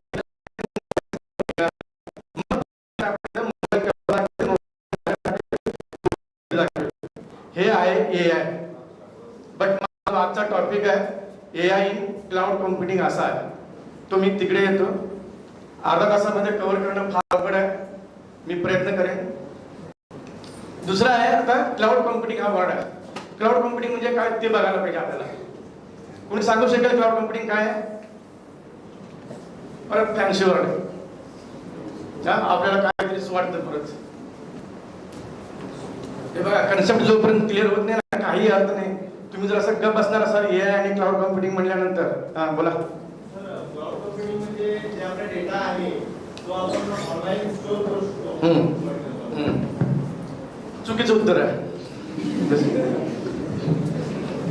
क्लाउड कॉम्प्युटिंग म्हणजे डेटा ऑनलाईन स्टोअर करणं नव्हे. बघूया काय होतं सांगतो मी तुम्हाला. क्लाउड कॉम्प्युटिंग आता आपण इंस्टाग्राम वापरतो. दिवसामध्ये सगळ्यात जास्त आपला जे वेळ जातं इंस्टाग्रामवरती. इंस्टाग्रामवरती जातात. पहिला बघूया इंस्टाग्राम कसं वर्क करतं. समजा मी इंस्टाग्रामचा मोबाईल ॲप ओपन केला. हा इंस्टा ॲप आहे. सो ॲप ओपन केल्या केल्या काय होतं, मला काही रील्स दिसतात. पण हे रील्स कुठून दिसतात? हे रील्स कुठून दिसतात? कुठून दिसतात? कुठून येतात? कुठून येतात? काय? Cloud cloud cloud. सो ज्यावेळी मी ॲप ओपन करतो माझ्या मोबाईलमधनं एक रिक्वेस्ट आहे इंस्टाग्रामच्या सर्व्हरला जातो. सो वर्ड आहे सर्व्हर. क्लाउड मधनं येतो म्हणजे क्लाउड हे काही गोष्ट नाही आहे. क्लाउड एक काहीतरी एका टेक्नॉलॉजीला. ठीक आहे. नेमका काय? नेमका आन्सर असा आहे, ज्यावेळी मी इंस्टाग्राम ॲप ओपन करतो माझ्या ॲप मधून एक रिक्वेस्ट जाईल, त्याला आपण एपीआय म्हणतो. एक रिक्वेस्ट जाईल कुठं? इंस्टाग्रामच्या सर्व्हरला. हा सर्व्हर कुठं असेल? जगामध्ये कुठेही एखाद्या डेटा सेंटर मध्ये हा सर्व्हर असेल. स्वतः डेटा सेंटर म्हणजे काय हा क्वेश्चन येतो. सध्या क्लाउड इंडस्ट्रीमध्ये क्लाउड म्हणजे काय? जो कोणी सर्व्हर रेंट वरती देतो, जिथे आपण सर्व्हर रेंट वरती घेतो, पर सेकंड बिलिंग करतो, त्याला आपण क्लाउड म्हणतो. ठीक आहे. तुम्हाला नेमकं कळलं असेल. अजून थोडेसे पॉईंट क्लिअर करतो मी. जसं मी तुम्हाला म्हणलं की इंस्टाग्रामच्या सर्व्हरवरनं रिस्पॉन्स येतो. एक रिक्वेस्ट इंटर सर्व्हरला जातो. सो इंस्टाग्राम काय करते, मग त्याच्याकडे डेटाबेस असेल. त्या डेटाबेस मध्ये सगळ्या लोकांचे रील्स असतील. सो करोडो लोकांचे रील्स त्याच्यामध्ये, त्या करोडो रील्स मधनं माझ्याशी रिलेटेड जे रील्स आहेत ना ते मला ऍज अ रिस्पॉन्स मध्ये मिळतं. त्याच्यामध्ये एक रिस्पॉन्स मिळतो.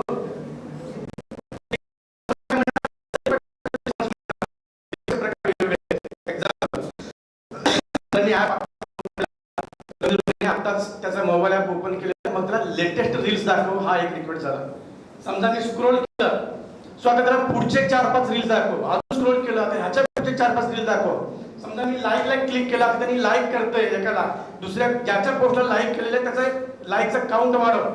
त्यांनी कमेंट केलेलं आहे, कुणाला तरी कमेंट केलेलं आहे, ते त्याला कमेंट दाखव. हे काय सगळे रिक्वेस्ट आहे आणि त्याच्या बदल्यात आपल्याला सर्व्हरमधनं रिस्पॉन्स मिळतो. सो हा जो सर्व्हर असतो ना, हा सर्व्हर कुठं असतो त्याच्याशी रिलेटेड आहे क्लाउड कम्प्युटिंग. जसं मी सांगितलं तुम्हाला की सर्व्हरवरनं डेटा येतो, ह्याच्या अगोदर काय होतं थोडंसं बघूया. क्लाउड कम्प्युटिंग येण्याच्या अगोदर काय होतं हे बघूया, मग क्लाउड कम्प्युटिंग कळेल आपल्याला. 1980च्या आसपास इंटरनेट आला, त्यावेळी वेबसाईट्स बनवायला लागले. युएसच्या काही युनिव्हर्सिटीमध्ये, कॉलेजेसमध्ये वगैरे वेबसाईट्स बनवले. मग जगातले इतर भागामधले लोक आपल्या कॉम्प्युटरवर वेबसाईट्स बघायला चालू केले. त्यावेळेला जर एखाद्याला वेबसाईट बनवायचं म्हटलं ना, पहिल्यांदा त्याला सर्व्हर विकत घ्यावा लागायचं. एका सर्व्हरची किंमत जवळपास 5 लाख ते 10 लाख रुपये असायचं त्यावेळेला.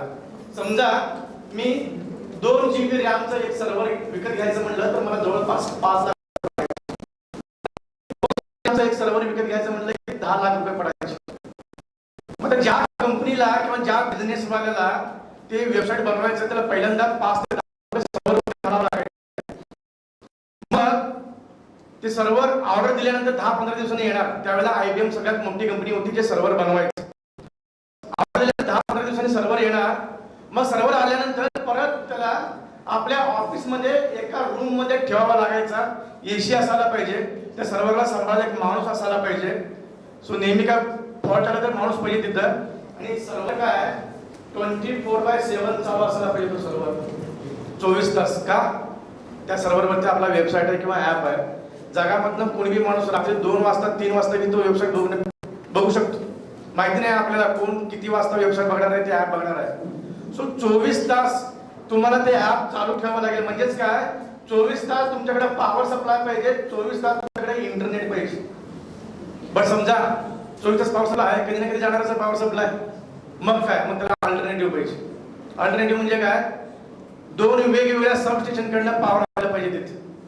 पण असं होऊ शकतं एकाच वेळेला दोन्ही पॉवर स्टेशन बंद. मग इंटरनेट एकच इंटरनेट मला चालणार नाही, कारण मी 3 इंटरनेट पाहिजे. एक जर जिओचं घेतलं, दुसरं एअरटेलचं घेतलं, तिसरं वोडाफोनचा घेतला, 3 इंटरनेट पाहिजे. सो हे सगळं इन्फॉर्मेशन माणसाला एखाद्या कंपनीला करणं शक्य नव्हतं. सो मी काय सांगतोय, जुन्या काळी कसं होतं, 15 वर्षापूर्वी जर एखादा सिंपलचं वेबसाईट बनवायचं म्हणलं तरी सुद्धा मला सर्व्हर विकत घ्यावं लागायचं 5 ते 10 लाख रुपये देऊन. AC ठेवायला लागायची आणि 24 तास 24/7 पॉवर सप्लाय इंटरनेट 3 अल्टरनेटिव्ह देण्याची शक्य गरजेचं होतं. तर या सगळे म्हणून खर्च किती जात होता, मे बी महिन्याला.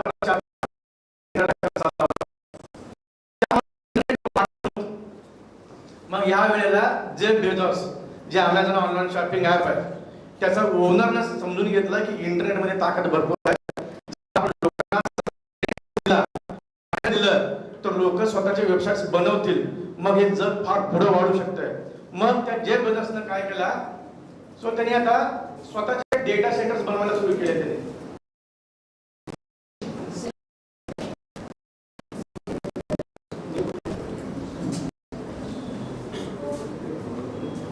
ठीक आहे. मग त्यांनी काय केलं, स्वतःच एक डेटा सेंटर बनवला.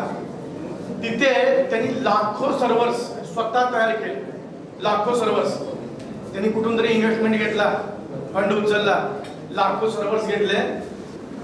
मग आता ज्याला वेबसाईट बनवायचं मी पुण्यामधला, मला काही गरज नव्हती आहे. ठीक आहे, समजून घ्या, कन्सेप्ट समजून घेतलं तर मिनिंग आहे.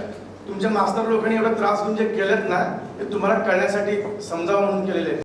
अदरवाईज त्यांना काय कामधंदा नाही आहे, काहीतरी रोजच्या सगळ्यात करू शकले नसते.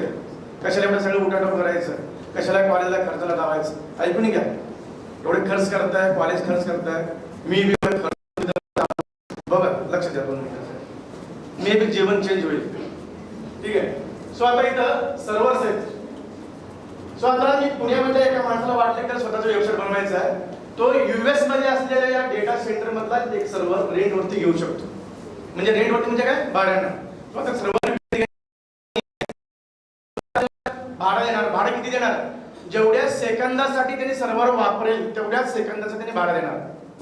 समजा त्यांनी 10 मिनिटासाठी वापरला म्हणजे 600 सेकंद. 600 सेकंद तुम्ही जस्ट रिव्हिलेशन आला. कसं काय, आता वेबसाईट बनवण्यासाठी तुम्हाला सर्व्हर विकत घेण्याची गरज नाही आहे. 5 ते 10 लाख रुपये तुमचे वाचले. त्याला मेंटेन करण्यासाठी 5 ते 10 लाख रुपये खर्च करण्याची गरज नाही, ते बी पैसे वाचले. मग तुमच्याकडे जरी सिम्पली 1000 रुपये 1 लाख रुपये बी असले म्हणून तुम्ही लाईव्ह जाऊ शकता. सो डेटा सेंटर मधला जो सर्व्हर आहे तो रेट वरती घ्यायचा. ठीक आहे. आणि पर सेकंड बिलिंगने काय झालं की भरपूर स्टार्टअप आपापल्या ऍप काढतात, वेबसाईट काढतात, स्टार्टअप असतात. म्हणजे जस्ट आज बनवले, जर त्यांनी सर्व्हर विकत घेतले असते तर त्याचा भरपूर खर्च झाला असता. सो इथं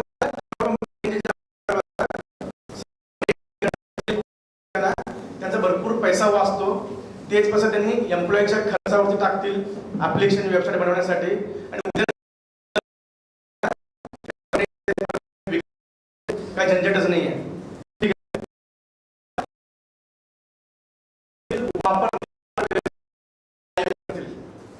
सो आता हे जे मी काय सांगितलं की काय आहे, सो कुठेतरी डेटा सेंटर असतील, समजा हा AWS चा डेटा सेंटर, समजा हा अजूनचा डेटा सेंटर आहे, समजा GCPचा डेटा सेंटर आहे. सो आता हे सगळे वेगवेगळे डेटा सेंटर्स आहेत. मग त्याला वापरणारा जो युजर आहे तो दुसरीकडे आहे. मग या सगळ्यामध्ये या डेटा सेंटर मधनं रिस्पॉन्स यायला लागलेला आहे. म्हणजे काय, डेटा आपण क्लाउड कम्प्युटिंग म्हणतो. हे दिसतं क्लाउड सारखं की कुठंतरी डेटा सेंटर आहेत, कुठंतरी सर्व्हर आहेत, त्यांच्यामधनं कुठंतरी असलेल्या युजरला डेटा येतो. जो ढगामधनं पाऊस पडल्यासारखा एक डायग्राम म्हणतो थोडक्यात. त्याला आपण क्लाउड कम्प्युटिंग म्हणतो. म्हणजे नेमकं काय आहे क्लाउड कम्प्युटिंग म्हणजे जिथं आपण डेटा सेंटर मधला सर्व्हर भाड्याने घेतो, रेंटवरती घेतो, आणि जिथं आपण पर सेकंड बिलिंग करतो त्याला आपण क्लाउड कम्प्युटिंग म्हणतो. मग आता क्लाउड कम्प्युटिंग मध्ये डेटा यायला लागले. सो क्लाउड कम्प्युटिंग म्हणजे फक्त डेटा स्टोर नाही करत, आपण प्रोसेस करतो. सो आता जसं मी तुम्हाला सांगितलं इंस्टाग्रामचं सर्व्हर समजा इथं आहे. आता इंस्टाग्रामच्या डेटाबेस मध्ये करोडो लोकांचे रील्स आहेत. आता मी रवींद्र बगलेंनी ओपन केला समजा. मग आता त्या करोडो रील्स मधलं त्यांनी कुठले रील्स मला पाठवायला पाहिजे, ज्या रील्स मध्ये मला इंटरेस्ट आहे. समजा माझा ब्रेकअप झालाय आता, सो मला कसं ब्रेक 2 साल तक थी तो छोड़ दिया वो असते का, ये अंजाम हुआ वो अंजाम हुआ. सो असले रील्सच मला दिसायला पाहिजे. जर मी एखादा मोटिवेशनल बघतो आजकाल, समजा मी नवीन बिझनेस टाकतोय तर मला काय दिसतं त्यावेळेला मोटिवेशनल दिसते. समजा मला कार घ्यायचं आहे, तुम्ही बघा तुम्हाला नुसते कारचेच रील्स दिसतात, किंवा भरपूर लोकांना अंजली अरोराचे रील दिसत असतील. बरोबर आहे का? सो तुमचं माइंड ज्या स्टेट मध्ये आहे त्या स्टेट मधलं रील्स तुम्हाला दिसते. सो हे कसं शक्य आहे? प्रोसेसिंग, नुसतं स्टोरेज नाही. सो सगळ्या प्रकारचे रील्स इथं आहेत, सगळ्याच प्रकारचे रील्स इथं आहेत. त्याच्यामधलं याच्या आवडीचं ज्याने ऍप ओपन केलंय त्याच्याच आवडीचं रील्स देणं, त्यासाठी एक सर्व्हर लागतो. ते सर्व्हर मध्ये काही कोडिंग करावं लागतं. त्या कोडिंग रिक्वेस्ट कोणाचा आहे आणि त्याचा जुनं डेटा मग त्याला काय इंटरेस्ट आहे. सर्व्हर भाड्याने घेतो आणि ते सर्व्हर काय करते, डेटा स्टोर बी असतो. डेटा स्टोर असलेल्या डेटा मधनं जे कम्प्युटिंग आहे. सो पुढचं बघूया क्लाउड कम्प्युटिंग मध्ये AI कसं हेल्प करतंय. ठीक आहे. सो आता क्लाउड मध्ये एक इन्फ्रास्ट्रक्चर असतो. आयकॉन ठीक आहे. सो क्लाउड मध्ये जे सगळ्यात मोठं इन्फ्रास्ट्रक्चर असते त्याला आपण रिजन म्हणतो. त्या रिजनच्या आत मल्टिपल डेटा सेंटर्स असतात. समजा आपण जर AWS अमेझॉन वेब सर्व्हिसेसचा एक्झाम्पल घेतला, त्यांचे इंडियामध्ये 2 रिजन आहेत. एक मुंबई रिजन आहे, दुसरा हैदराबाद रिजन आहे. जर आपण मुंबई रिजनचे एक्झाम्पल घेतलं त्याच्यामध्ये 3 डेटा सेंटर आहेत. एक डेटा सेंटर मुंबईमध्ये, दुसरा डेटा सेंटर दिल्लीमध्ये आहे, तिसरा डेटा सेंटर कोलकातामध्ये आहे. मग आता या डेटा सेंटरच्या आतमध्ये आपण सर्व्हर लॉन्च करत असतो. समजा इंस्टाग्रामच आपण लॉन्च करतोय. आपण समजून घेऊया की आपण क्लाउड डेव्हलपर आहे, क्लाउड आर्किटेक्ट आहे. मग आपण काय केला, एक सर्व्हर लॉन्च केला. मग या सर्व्हरमध्ये आपण ओएस इन्स्टॉल करतो. आणि भरपूर वेळ झाला मी सर्व्हर हा शब्द वापरला. नेमकं सर्व्हर म्हणजे काय? सर्व्हर म्हणजे काय नेमकं? सर्व्हर म्हणजे काय? काय जोरात बोला.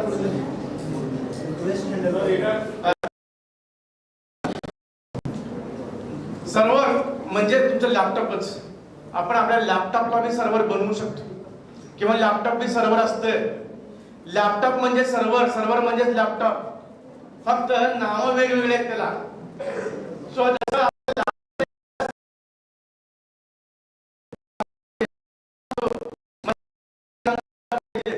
सो लॅपटॉप मध्ये काय काय असतं? रॅम असतो. आपण म्हणतो मला हेक्सा कोरचा पाहिजे, क्वाड कोरचा पाहिजे, आपण त्याला काय म्हणतो? सीपीयू म्हणतो. आपण परत म्हणतो इथं मला 1 TB हार्ड डिस्कचा पाहिजे किंवा 512 GB हार्ड डिस्क पाहिजे. सो हार्ड डिस्क असते. अजून याच्यामध्ये काय असेल असते? जसं लॅपटॉप मध्ये RAM, CPU, OS, hard disk आहे, तसंच सर्व्हर असतो. सो सर्व्हर बी तेच आहे, लॅपटॉपच आहे. सो रॅम आहे, सीपीयू आहे, सर्व्हर आहे, हार्ड डिस्क आहे, सगळं तेच आहे. मग क्वेश्चन पडतो, मग सर्व्हर असं वेगळं वर्ड काय? सर्व्हर म्हणजे काय? जो सर्व करतो त्याला सर्व्हर म्हणतो. सर्व करणे म्हणजे काय? आणून देणे. काय आणून देणे? डेटा. जो कोणी लॉग इन झालेला आहे, समजा इंस्टाग्राम वरती तर अंजली अरोरा सर्च केला, हे लिहिलं, तो माझा एक रिक्वेस्ट त्या सर्व्हरला जाते. रिक्वेस्ट काय म्हणून? ज्या युजरचे नाव युजरचं नाव दे म्हणून एक रिक्वेस्ट जातो इंस्टाग्राम सर्व्हरला. मग इंस्टाग्रामचं सर्व्हर या स्टार्टिंगला येन आहे, त्याच लोकांचं डेटा मला सर्व करतोय. सर्व करणारा म्हणतो. सर्व्हर करोडो लोकांना डेटा सर्व करतो. आणि आपला जो लॅपटॉप आहे तो पर्सनल कामासाठी असतो. आपला लॅपटॉप आपला पर्सनल असतो. आपला लॅपटॉप दुसरा कोण वापरत नाही. ज्याच्याकडे आपला युजर नेम पासवर्ड आहे तोच वापरू शकतो. तो लॅपटॉप पर्सनल कामासाठी असते. सर्व्हर हे करोडो लोकांचा रिक्वेस्टला रिस्पॉन्स देण्यासाठी असतो. हार्डवेअरचा डिफरन्स असतो काय आहे? हा जो सर्व्हर आहे हा 24/7 चालतो, 24 तास. म्हणजे तो गरम होणार. तो गरम थोडस चांगल्या क्वालिटीचं हार्डवेअर असतं त्याच्यामध्ये. रॅमची क्वालिटी चांगली असते, सीपीयूची क्वालिटी चांगली असते. आपला जो लॅपटॉप असतो तेवढा चांगल्या क्वालिटीचा नसतो, म्हणून तो आपल्याला थोडा कमी किमतीमध्ये मिळतो. बट लॅपटॉपच सर्व्हर आहे, आपण लॅपटॉपला सर्व्हर बनवू शकतो. प्रॉब्लेम नाही आहे. प्रॉब्लेम काय त्याच्यात? जर मी लॅपटॉप बंद केलं तर माझा सर्व्हर बंद झाला, म्हणजेच काय? माझं वेबसाईट बंद झालं, मग लोक नाही बघू शकत. माझ्या लॅपटॉपवरचं इंटरनेट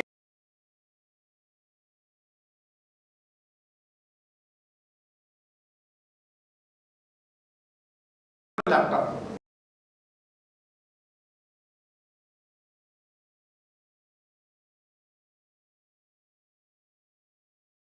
सो समजा आपण काय केलं, आता आपण क्लाउड आर्किटेक्ट आहे. आपण एक सर्व्हर लॉन्च केला मुंबईच्या डेटा सेंटर मध्ये आणि मी पुण्यामध्ये, समजा मी सोलापूरमध्ये.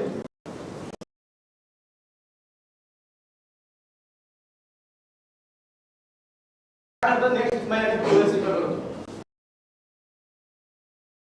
सहसा म्हणतो मी 80% टाइम विंडोज वापरू शकतो, बट 80% टाइम आपण लिनक्स वापरतो. कारण काय?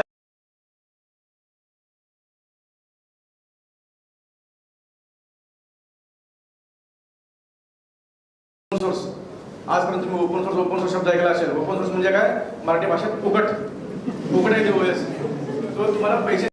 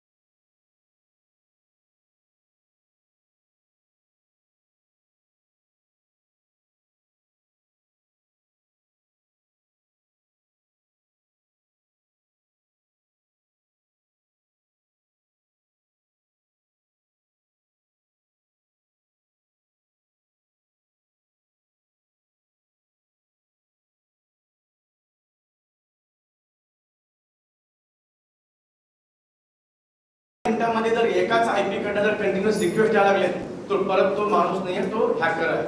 हे बी इथं AI डिटेक्ट करू शकतो. डिटेक्ट केला मग काय सोल्युशन असतात, फायरवॉल वापरणे, सील्ड वापरणे, वेब ॲप्लिकेशन फायरवॉल वापरणे, असे वेगवेगळे प्रकार आहेत. मग ते सो आर्टिफिशियल इंटेलिजन्स क्लाउड कॉम्प्युटिंग मध्ये कॅपॅसिटी वाढवण्यासाठी वापरतात.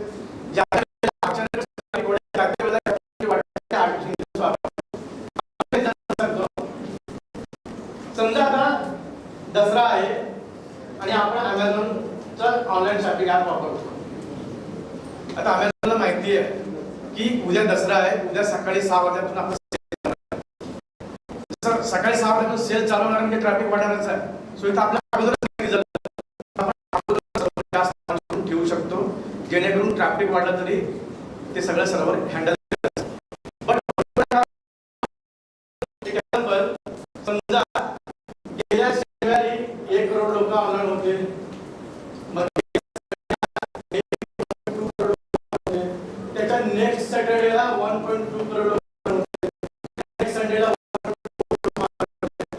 नेक्स्ट सॅटर्डे 1.4 करोड लोक ऑनलाईन होते आणि संडे 1.6 करोड लोक ऑनलाईन होते. हे डेटा जर आपण AI ला दिलं, AI पुढच्या येत्या शनिवारी अजून 20% ट्रॅफिक वाढणार आहे. सो आता AI ती शनिवारी ट्रॅफिक वाढण्याच्या अगोदरच सर्व्हर लॉन्च करून ठेवेल. AI ला कळेल. सो 0.20 म्हणजे जवळपास काय 20 लाख लोक दर शनिवारी ऍड होत आहेत. मग 20 लाख लोकांना हँडल करण्यासाठी ऑटोमॅटिकली नवीन सर्व्हर लॉन्च करेल. सो जुनं हिस्ट्री बघणार, जुन्या हिस्ट्रीने काय म्हणणार तरी शनिवारी लोक किती होते, शुक्रवारी लोक किती होते, गेल्या वेळी दसऱ्याला लोक किती होते, गेल्या वेळी दिवाळीला लोक किती होते, हे स्टडी करून पुढच्या दसरा दिवाळीला का पुढच्या शनिवारी रविवारीला त्यांनी ऑटोमॅटिकली सर्व्हरची कॅपॅसिटी वाढवणार. सो हे काम AIचं आहे क्लाउड कॉम्प्युटिंग मध्ये. सो सायबर सिक्युरिटी जसं सांगितलं, हॅकिंगचं काम, हॅकिंगमध्ये डिटेक्ट करणं हे बी AIचंच काम आहे आणि असं कॅपॅसिटी वाढवणं हे सुद्धा AIचंच काम आहे. ठीक आहे. सो असे AIचं काम क्लाउड कॉम्प्युटिंग मध्ये अजून काय असेल, आपण नेहमी ना बघतो रोजच फेसबुकचं, इंस्टाग्रामचं अपडेट्स येतात, प्ले स्टोरवरती अपडेट येते. हे जे अपडेट आहेत ना, हे अपडेट सुद्धा AIच्या हेल्पनेच दिलं जातं. सो जसं आपण कोड लिहिणार, आपण गीटवरती कोड लिहितो लॅपटॉपमध्ये, गिटअप माहिती असेल तुम्हाला. सो आपण कोड लिहिला आणि गिटअपला कोड पुश केला. जसं आपण गिटअपला कोड पुश करणार, ते कोड आता ऑटोमॅटिकली बिल्ड व्हायला पाहिजे. बिल्ड म्हणजे काय, कंपाईल व्हायला पाहिजे. मग कंपाईल जर सक्सेस झालं तर ते ऑटोमॅटिकली टेस्ट व्हायला पाहिजे. जर टेस्ट सक्सेसफुल झालं तर ते ऑटोमॅटिकली लाईव्ह सर्व्हरला जायला पाहिजे. जर बिल्ड फेल गेला परत या डेव्हलपरला मेल जायला पाहिजे. मग परत ते गिटअपला पुश करणार कोड चेंज करून, परत गिटअपमध्ये कोड लिहिला, मग परत जसं गिटअपला कोड येईल ऑटोमॅटिकली ते कंपाईल व्हायला पाहिजे. परत कंपाईल केलं, सक्सेस झालं तर टेस्टला जाईल, परत फेल गेलं तर परत युजरला ते ईमेल येईल. स्वतः टेस्ट फेल गेलं परत युजरला ईमेल येईल, टेस्ट फेल गेलं म्हणून टेस्ट. हे जे काय ऑटोमेशन आहे याला CI/CD पाईपलाईन म्हणतो आपण, कंटिन्युअस इंटिग्रेशन, कंटिन्युअस डिप्लॉयमेंट. इथे सुद्धा AI येतो. मॅन्युअली सगळं काम करायचं म्हणलं तर फार मुश्किल आहे. कसं, सो मी कोड पुश केला इथं, पण ज्यांनी बिल्ड करणार आहे त्यांनी गिटअपला जर बघितलंच नाही, नवीन कोड आलंय तर मग वेळ लागतो.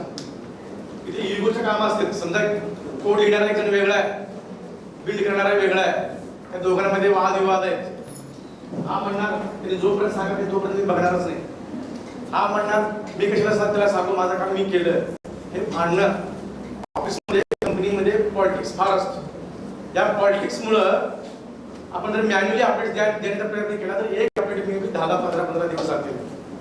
आणि हेच आपण AI वापरून इथे कंटिन्युअस इंटिग्रेशन, कंटिन्युअस डिप्लॉयमेंट जर केला, ऑटोमॅटिकली अपडेट्स 5 मिनिटांमध्ये 10 मिनिटांमध्ये नवीन अपडेट्स आपण देऊ शकतो. सो इथं सुद्धा आपण AIचं हेल्प घेऊ शकतो. ठीक आहे. सो सांगण्यासारखं भरपूर आहे, आता सांगणं सगळं पॉसिबल नाही आहे. मी थोडाफार सांगण्याचा प्रयत्न केला आहे. तुमचे काही क्वेश्चन्स असतील तर विचारा.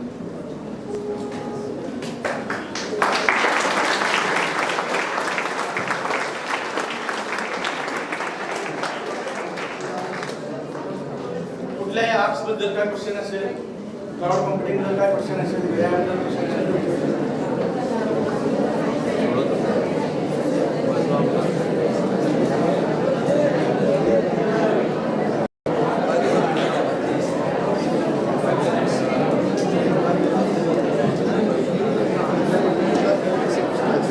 आहे का काही क्वेश्चन्स?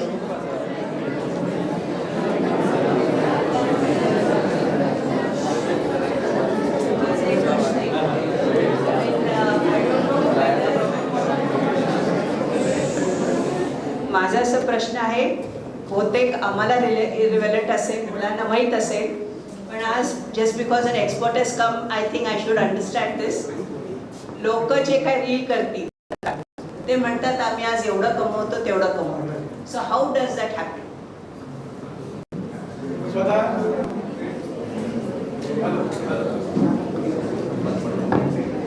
हॅलो, ठीक आहे. सो आता ज्यावेळी आपण रील बनवून टाकतो, त्याच्यामुळं जर रील इंटरेस्टिंग असेल तर लोक त्याला बघतात आणि शेअर करतात. मग ह्याच्यामुळे काय होतं, इंस्टाग्राम ॲप्लिकेशनचं युसेज वाढतो, यूज वाढतो. जर इंटरेस्टिंग रील नसतील तर लोक येणारच नाही आहेत. मग इंस्टाग्राम काय करत आहे, जे लोक स्वतःचे कंटेंट तयार करत आहेत, मग त्यांच्या रीलवरती इंस्टाग्राम ॲड दाखवतो. त्या रीलच्या खाली किंवा त्या रीलच्या अगोदर एक फुल स्क्रीनचा ॲड येतो. जेवढे रील्स बघता तुम्ही, तर काही रील्समध्ये ना स्पॉन्सर्ड म्हणून लिहिलेले असते. रील्सच्या खाली स्पॉन्सर्ड म्हणून येत असेल, इथं असेल स्पॉन्सर्ड म्हणून किंवा ऍड्स म्हणून लिहिलेलं असतं. म्हणजे हे काय आहे, हे कुणीतरी ऍड केलेलं आहे. हे ऍड बघितलं होतं तर ₹1 इंस्टाग्राम ₹50 ते ₹80 इंस्टाग्राम कमवतो. क्लिकला जास्त पैसे असतात. आणि जर नुसतं बघितलं तर ₹1. तुम्ही ओपन केला, फेसबुक ओपन केल्या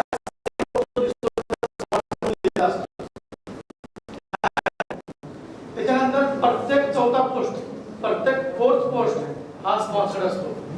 समजा मी जस्ट एक ॲप ओपन केला, एका मिनिटामध्ये मी असले 7 स्पॉन्सर बघितले तर ₹7 फेसबुक कमवतो जवळपास.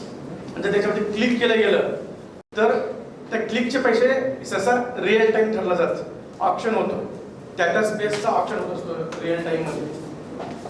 आता समजा एक एक्झाम्पल केला, मग ते फ्लिपकार्टला ओपन होतं. मग ते फ्लिपकार्टमध्ये जाऊन मी ते आयफोन खरेदी करतो.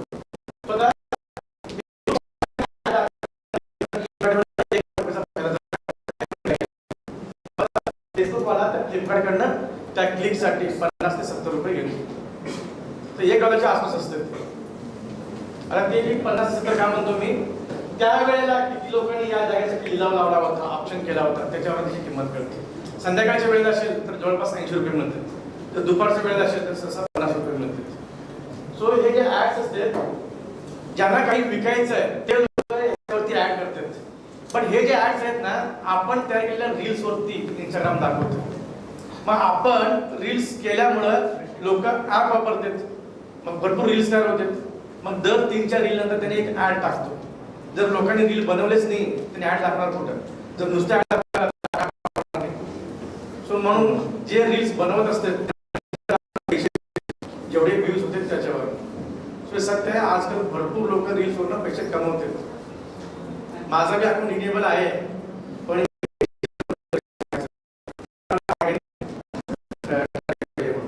तुम्ही बघा कधी माझं इंस्टाग्राम 2-3 लाख व्ह्यूज आहेत मला माझ्या व्ह्यूज नाव.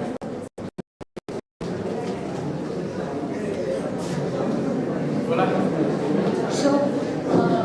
आणि अजून एक गोष्ट, हे जे ऍड्स मी सांगितलं ना, मी मोठा झालो या ऍड्स मधूनच. मी अँड्रॉइड शिकत होतो 2013ला. मी एक ॲप बनवला होता अँड्रॉइडमध्ये, तू जाने ना म्हणून. त्याच्यामध्ये काय होतं, सिम्पली फिलिंग्स, आपल्याला कोणाला तरी आय लव्ह यू बोलायचं असलं, शब्द सुचत नाहीत. मग असल्या वेळेला आपण काय करतो, कुठून तरी ते कंटेंट बघतो, मग तू जाना पाठवायचं. सो मी प्रोव्हाइड करत होतो. पूर्णपणे यंग जनरेशन हा माझा क्राऊड होता. आणि याच ॲपमधनं जवळपास नाही म्हणजे 3 कोटीच्या आसपास मी पैसे कमवलेले आहेत ॲड्सवर. 1.5 कोटी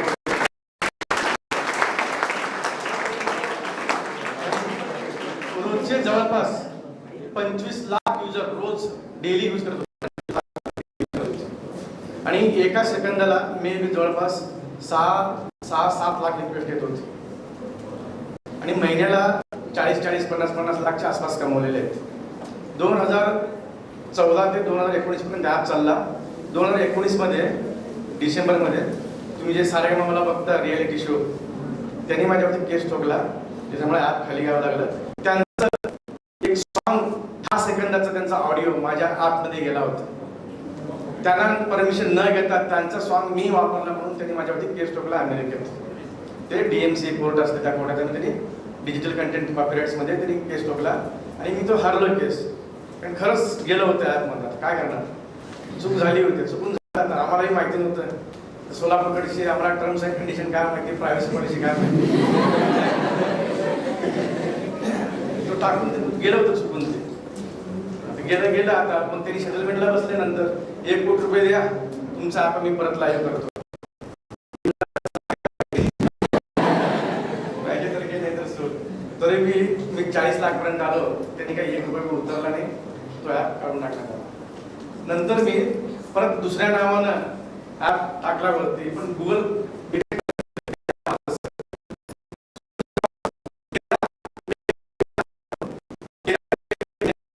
क्रेडिट कार्डवरून 13 वेगवेगळ्या ठिकाणी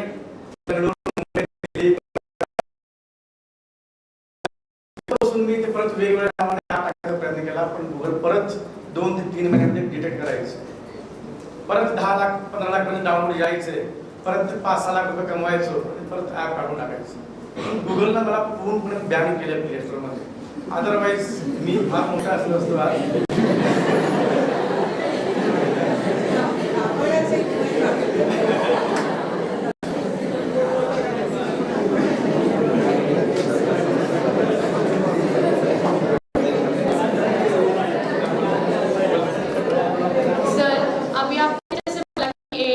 सिक्योरिटी में रहता है, तो वैसे ही अगर AI हैकर्स लोग भी यूज कर रहे हैं तो AI को बीट कर सकता है क्या? देखो AI मतलब कोड है. जो भी कोडिंग करेगा वो अपना कोड यूज करेगा. AI का मतलब क्या है, कोड. कोई कुछ भी कोड कर सकता है. अभी ये हैकर्स आपने बोला, हैकर्स कौन रहते हैं एक्चुअली?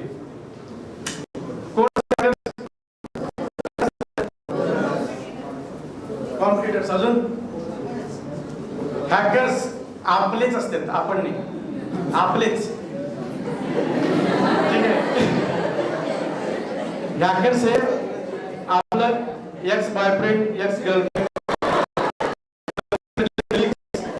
मॅनेजर्स, एम्प्लॉईज, बॉस, आपलेच मित्र, कॉम्पिटिटर्स जे म्हणतो ना, हेच लोक हॅकर्स असतात. त्यांचा एम काय असतो, 1 मिनिट लक्ष द्या.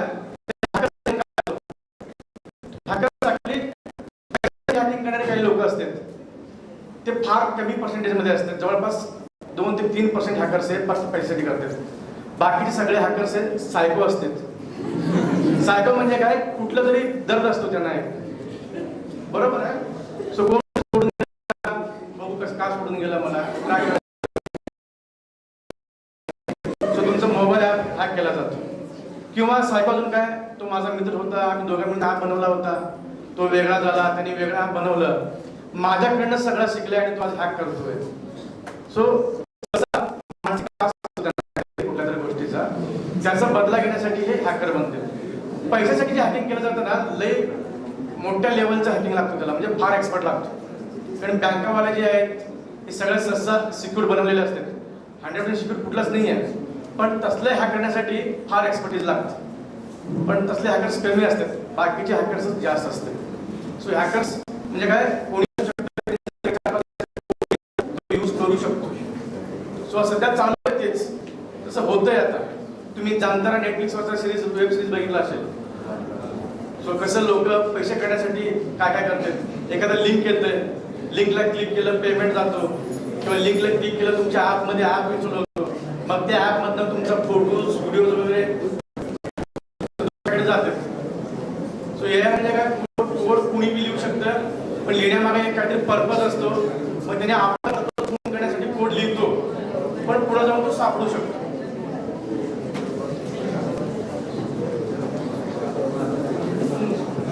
अजून काय क्वेश्चन? Thank you sir. सर एक क्वेश्चन होता मला. हे फेसबुकचे सी आहे CEO त्यांचा एक इंटरव्ह्यू बघितला होता. त्यांनी काय सांगितलं होतं की त्यांच्या मुलांना त्यांनी फेसबुक इंस्टाग्राम यूज करत देत नाही. जिथं त्यांनी जे ॲप सुरू केलेलं आहे त्या ॲपमध्ये त्यांनी असा कंटेंट तयार करतात, त्यासाठी त्यांनी लोक ठेवलेत आणि फेसबुकला कमाई मिळते. समजा तो कंटेंट नाही बघितला तर तो त्यांना काय की ते फेसबुक पूर्णपणे बंद पडेल. मग त्यात AI कसं नियोजन करेल? कारण काय आहे की बुद्धी ही माणसाची आहे, AI मग त्या बुद्धीचा कसा वापर? याच्यावर एक हे सांगतो. नेटफ्लिक्स वरती आज एक डॉक्युमेंटरी आहे सोशल डिलेमा म्हणून. वेळ मिळाला ते बघून घ्या. त्याच्यात काय दाखवलंय, फेसबुक कसा मोठा झाला ते त्यांनी दाखवलंय. मी सारांशमध्ये सांगतो फेसबुक कसा मोठा झाला. फेसबुकने ॲप बनवलं, लोक फ्रेंडशिप होते, लोक फक्त मुलं फ्रेंड्स रिक्वेस्ट पाठवायला लागले. अजून हे नवीन होतं की मुलीनं फ्रेंड रिक्वेस्ट पाठवणं आणि एक्सेप्ट करणं, हे जरा नवीन गोष्ट होती. मग असल्या वेळेला फेसबुकने काय केलं, लाखो फेक गर्ल्सचे प्रोफाईल तयार केले फेसबुकने स्वतः. समजा आपला एखादा युजर आहे, तो ऍप ओपन केला, त्यांनी 4-5 दिवस वापरला आणि ऍप वापरा सोडून दिला, मग फेसबुक त्या फेक मुलीचं रिक्वेस्ट पाठवणार तुम्हाला. जसं मुलीचं रिक्वेस्ट येते परत ऍक्टिव्ह होणार, मी परत ऍक्टिव्ह होणार, मग हा हॅलो वगैरे चालणार. मग समजा तो परत युजर इनऍक्टिव्ह बनला, मग ते स्वतःहून हाय टाकणार. मग परत जसं हाय येईल एका मुलीचं, परत आपण ऍक्टिव्ह. सो ह्याचा यूज करून फेसबुक मोठा झालेला आहे. ह्याचं अजून एक जिवंत उदाहरण सांगतो तुम्हाला. आजकाल थ्रेड ॲप आलेला आहे, इंस्टावरती बघता तुम्ही. त्या थ्रेड ॲपचे कंटेंट बघा तुम्ही, नुसतं मुलींचे प्रोफाईल्स आहेत. तुम्ही ज्यावेळी बघता की दाखवते हे Nisha Yadav registered on this, किंवा she says hi, she has updated your profile, लोक युजर वाढवण्यासाठी तयार करण्यात आले. अजून एक असं सोशल नेटवर्किंग सांगतो. जसं कोंबडी पहिली जोपर्यंत मध्ये नाही तोपर्यंत युजर येणार नाही, जोपर्यंत युजर येतो नाही डेटा येणार नाही. मी जर रजिस्ट्रेशन नाही केला, मी जर रील्स अपलोड नाही केलं तर रील्स कुठे येणार आहेत? सो दुसरी गोष्ट, जर रील्सच नाही आहेत, इंटरेस्टिंग रील्सच नाही आहेत, तर मी कुठे येणार आहे? मग मी नाही येणार तिथं. सो म्हणून हे लोक काय करतात, स्टार्टिंगला फेक युजर्सचे अकाउंट काढून स्वतःचे कंटेंट किंवा कंटेंट ऍड करतात. कोणाचंही प्रोफाईल जर पब्लिक ठेवला असेल, कुठून मी प्रोफाईल उचलते, अकाउंट्स बनवते, टाकून देतात. कोण काहीच करू शकत नाही. सगळ्यात मोठे चोर गुगल, इंस्टाग्राम, फेसबुक हेच आहेत. हे आपलं पूर्ण कम्युनिकेशन ऐकतात कंटिन्युअस. तुमच्या विचार करा, मी हे शिरी म्हणलं, लगेच आयफोन मला आन्सर देतो. सो याचा अर्थ काय, 24/7 ते आयफोन ऐकते आपल्याला. घरी जर अलेक्सा आहे, ए अलेक्सा म्हणलं की लगेच रिस्पॉन्स देते. म्हणजे काय, 24 तास ती ऐकायला लागली आहे, कधी अलेक्सा बनते. तुम्ही एक लेटेस्ट एक केस बघितला असेल, मर्डर केस अमेझॉन याला US मध्ये, की एका घरामध्ये एका महिलेचं मर्डर झालं होता. मग ज्यांनी मर्डर केले होते त्यांनी फार प्रयत्न केले, काहीच प्रूफ नव्हता. मग एक पोलिसांनी ही जी आहे कंटिन्यू ऐकत असते. जर अलेक्साकडनं आपल्याला डेटा मिळाला, काहीतरी कळेल. मग कोर्टानं अमेझॉनला सांगितलं की अलेक्सा कंटिन्यू ऐकत असते, नाही म्हणलं, नाही आम्ही तसलं काय करत नाही, हे नाही ते नाही. मग कोर्टाने विचारलं, जर करत नाही आहे, मग अलेक्सा म्हणल्यानंतर कसं काय ऐकू येते? म्हणजे तुम्ही ऐकताय. शेवटी अमेझॉनला मानावं लागलं, आम्ही ऐकतो म्हणून. मग 24/7 आपला आवाजाचा रेकॉर्डिंग त्यांच्याकडे असतो. मग त्यांनी कोर्टाला सबमिट केलं. त्याच्यामधनं कळालं की अजून दोघं कोणीतरी तिथं आले होते. मग अलेक्सालाच विचारलं गेलं ते दोघं कोण होते. अलेक्साने आन्सर दिलं त्याचं. अलेक्साला त्यांचे आवाज कळाला, कारण त्यांच्या अलेक्सा होता.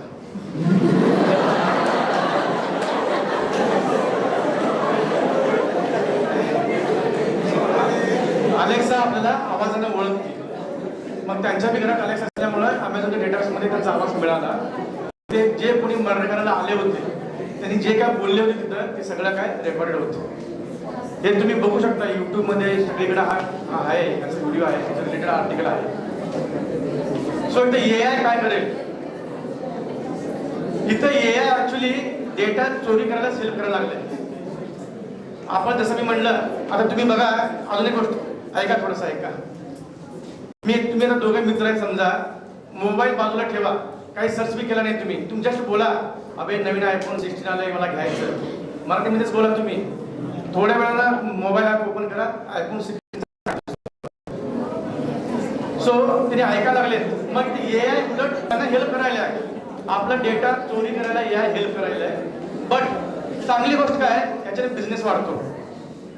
ज्याने बी तो विकायला लागले प्रोडक्ट, त्याचा बिझनेस वाढतो. बिझनेस वाढला तरच पैसा येतो, पैसा आला तरच आला. बट कशा म्हणजे आपला प्रायव्हसी जाती आहे, बट पैसा येतोय, असं आहे.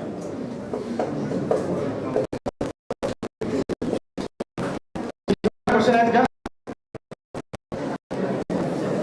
Thank you. Thank you, sir.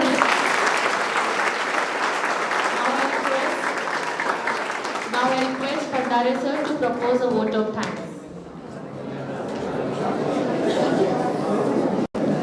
It is my great pleasure to extend a heartfelt vote of thanks to our esteemed guest speakers for their invaluable contributions to our international conference for leadership in technology, the AI revolution. We are deeply grateful to Mr. for sharing expertise on the role of AI in HR, providing us with valuable insights into the future of work. My next thanks goes to Mr. Madhav Keshwan for shedding light on the profound impact, ethics and future of AI in his provoking talk, AI Revolution. I extend my thanks to Mr. Ravindra Bagle for enlightening us on the role and benefits of AI in cloud computing, highlighting the immense potential of innovation. Participation have enriched our conference and we appreciate the time and effort you have taken to share your knowledge and experience with us. Thank you once again for your contributions and we look forward to staying connected and continuing the conversation on the exciting developments in AI. Thank you all. Thank you, sir. Now we will have a recorded video of Mrs. Pooja Kharade. Her topic is AI is just not a technology, it's a movement.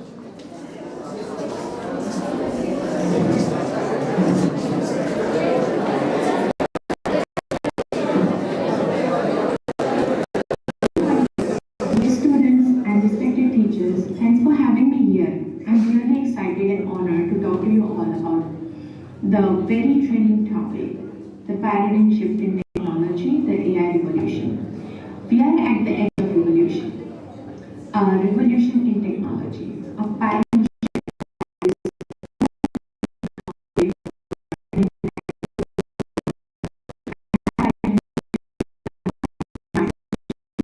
AI. I want to start by sharing a quick story. Say 10 years back or 5 years back, many of AI tools that we use today, they were purely fictional. They were all just documents and in research and in theories. Yet here we are today using AI to help us with everything from navigating through traffic to diagnosing a disease. This rapid transformation shows the incredible power of AI that holds. Now today we will explore how AI is reshaping the world around us. We will dive into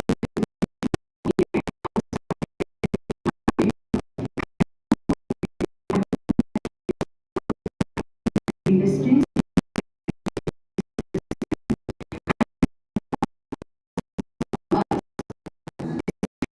bright students like you guys who are preparing for the future. What exactly is this AI? Artificial intelligence. The name itself says it's artificial intelligence. It's intelligent enough, but it's artificial. So we can say a machine or a system that can perform a human task. Okay, humans like us, we have ability to to critical thinking, we have ability to decision making, problem solving, and language understanding. So these all tasks can be performed by a machine or a system which is called artificial intelligence. Now this AI is becoming exponentially smart. So we have to how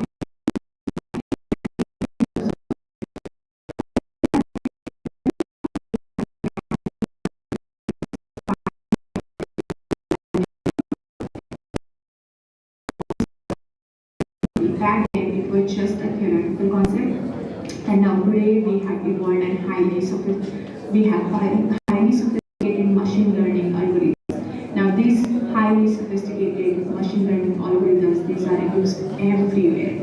The huge companies like Google, Facebook, Microsoft, Instagram, all these companies which involve even the iPhones, Apple, are all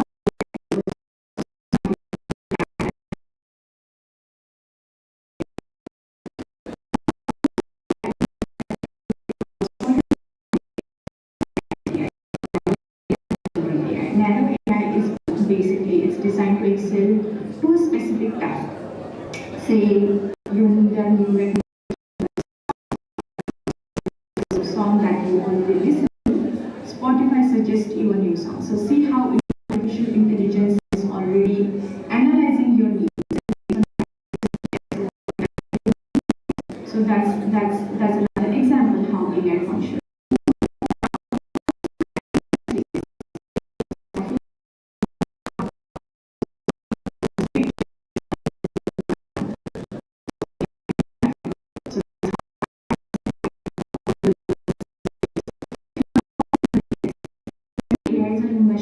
Basically a human independent machines. Human independent machines.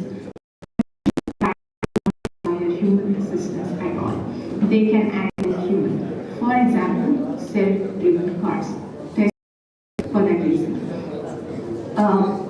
In USA, Tesla is getting more popular, and we have cyber trucks. We have Model 3, Model 6, Model. Those are all self-driven cars, and it's very exciting to see non-human car, and it's very thrilling.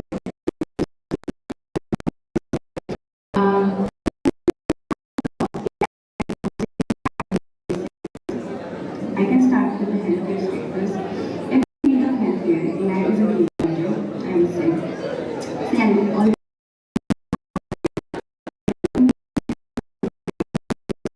diagnosing diseases and even recommend personalized treatment plans. Think of the more accurate diagnosis and better medicine. Doesn't it sound fascinating? Yes.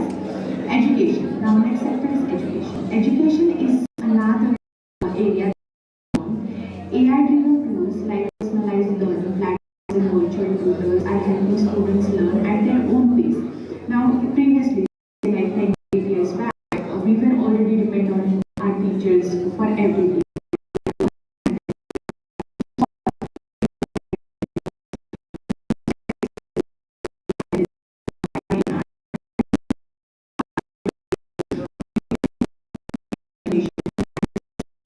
Lot of it's way ahead of the time. So it's just a matter of lives and how we can use this tool for our betterment.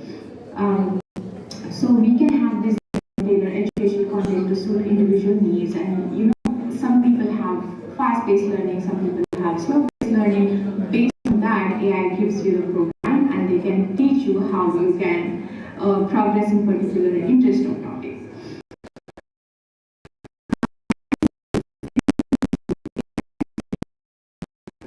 Streamlining processes, automating routine tasks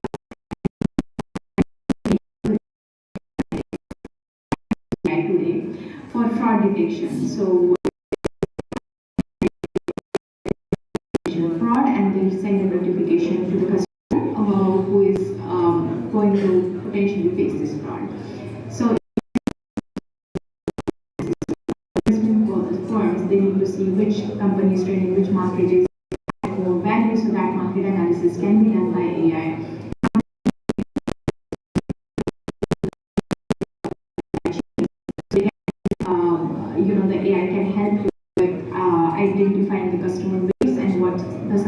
matching needs, what is trending today, and what exactly is the need of the customer, and based on that, you know,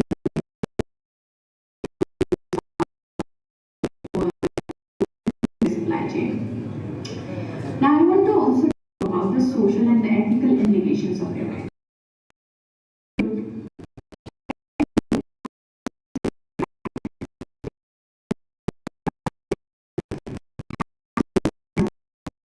So let's see, what are the cons of AI? So far we just saw like, oh, AI is so amazing, so beautiful, you know, we have to use it smartly, how we can make everything so easy for us, it's at the fingertips, and how we can progress in each and every sector and in the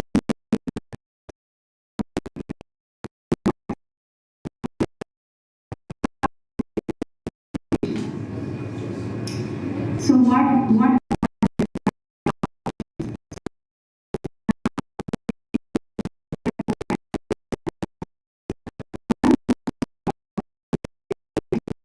job displacement, automation and AI, but at the same time, they are creating new jobs, roles we couldn't have even imagined years ago. The key question is how do we adapt? So, a lot of things are being, like for example, healthcare sector too, or in any industry, if there are any job displacements happening because of AI, we have to be smart who can use this AI better. So it's on us how we adapt this technology revolution, how we adopt this artificial intelligence change. Bias and fairness in AI, that's another second point I want to touch base. Another important issue is bias in the AI. AI learns from AI. Okay, whatever data AI, it learns from that. Now, if the data used to train these models is biased, say I want to do some healthcare diagnostic stage, so it's highly dependent on the AI. It does not have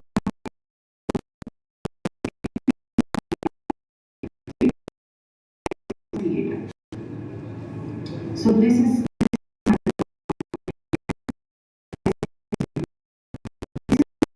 very important these days. Everything is trending, everything wants to go viral, everyone wants to create reels and use AI in each and every small task possible. What about the privacy? Did we all watch the movie? What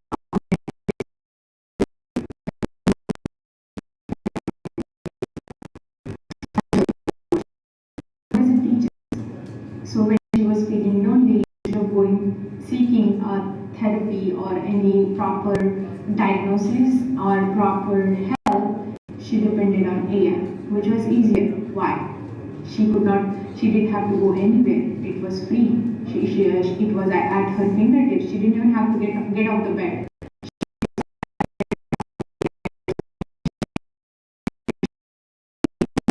Of the laptop, she felt, oh, it's just a machine, it doesn't know anything.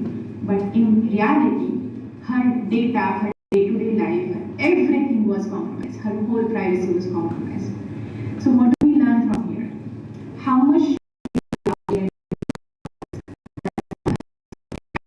where a human intelligence comes? And how do we ensure that our personal information is kept secure?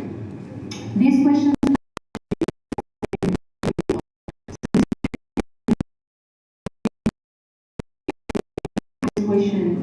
you need to ask this question to yourself, like up to what extent I want to use it and how I can use it for the betterment only, and not get carried away with it and not get totally dependent on it. Now AI's future trajectory. Now see, as for the future, AI will continue to evolve.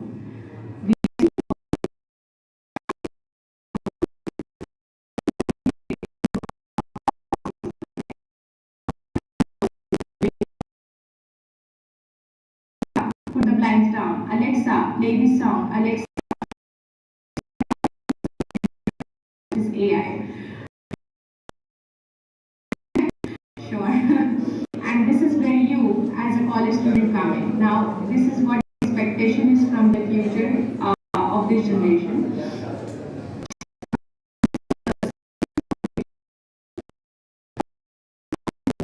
As students, you are at the front line of the AI. You are the ones who will be actively using and evolving AI evolution. So the demand for the skills like data analysis, machine learning, and coding is growing fast. But it's not just about technical skills. Critical thinking, creativity, and the ability to adapt to new technology will be just as valuable. So it's not just about critical thinking or learning algorithms or learning machine. It's important like how creative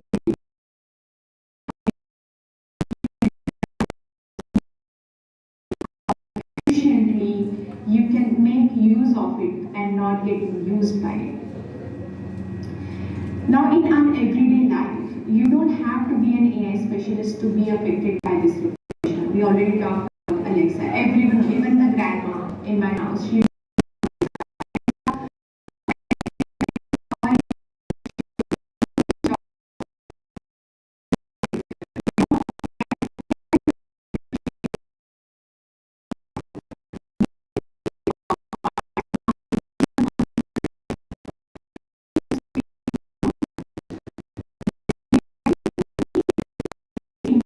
yes, knowledge is amazing.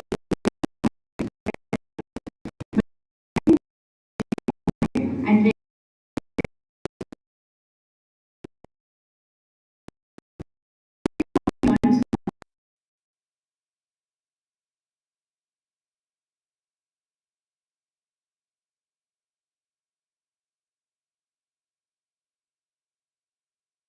to use those machines. It's about us as a society learning to navigate these changes responsibly. So it's very important to use any new tool or technology responsibly. Business or transportation.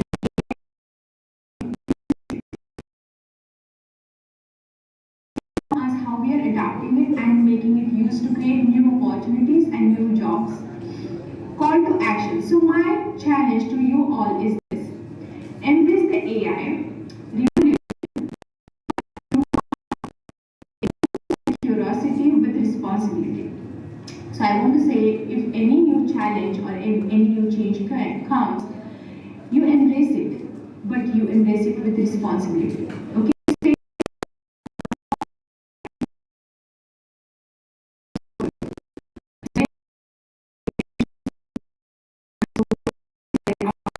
Learn about it, adapt it, and make sure how you can use it for the good. The future is yours to shape, and the AI will be a tool that can help you do just that. Like, you know,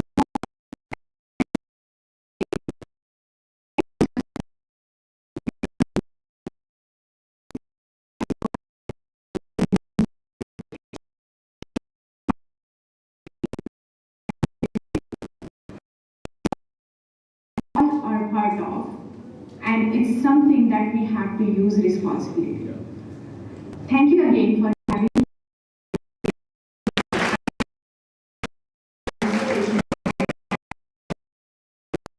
Respected teachers who can do that for you. But thanks for having me here.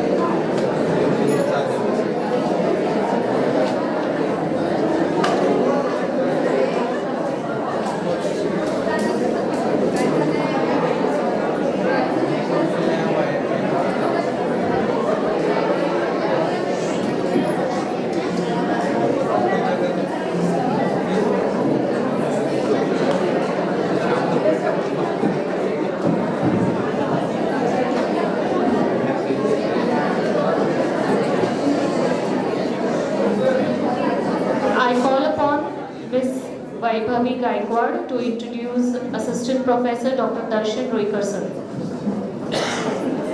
Thank you, ma'am. Assistant Professor Dr. Darshan Roikar, MIT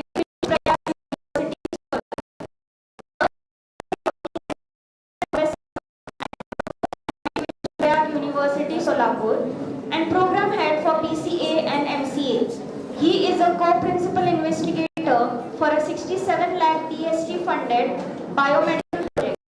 He designed the BSc Data Science and Big Data Analytics program from MIT WPU Pune under NEP 2020. He is the recipient of the Visvesvaraya PhD Fellowship.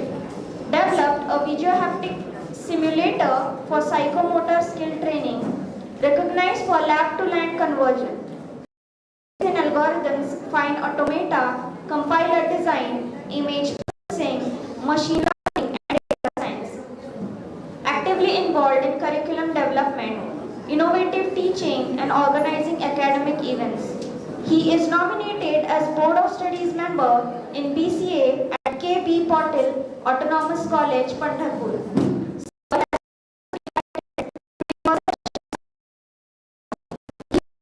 Many papers and book chapters. He has participated and presented many faculty development programs.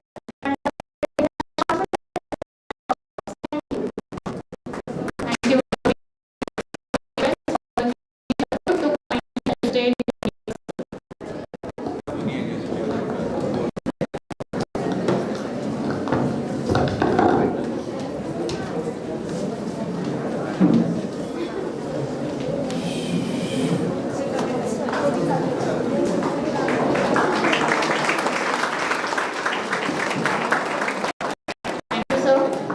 I now request Roikar sir to guide us.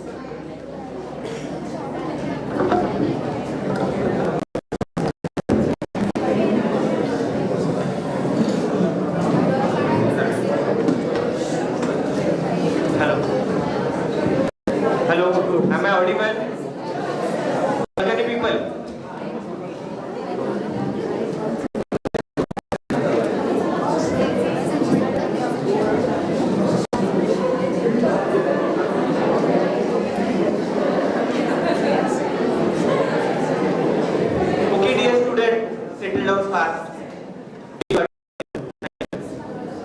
Now, today I will speak about computer-aided detection, diagnosis and prediction system, which will assist expert doctors and radiologists. I did some research in it. It would be helpful and it would be engaging for you. I'll make sure you will get something. See, now, initially we will learn what is computer-aided detection, what is computer-aided diagnosis and what is computer-aided prediction system. Just you go through it. With one example I will tell you what and how, being a computer scientist, we can help healthcare professionals.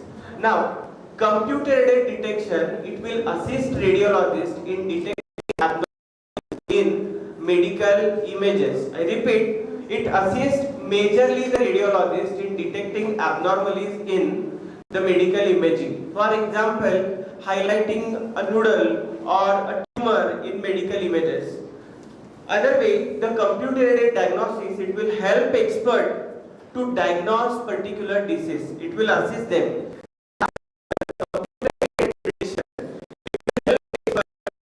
Disease progression or the recovery progression. Now, for that purpose, surely we will help a lot for healthcare professionals. We are not going to replace them. We are going to assist them. Now, just I will show an example of it. Before few days, I have collected some data. Getting it what I mean? Patient, for example, see here.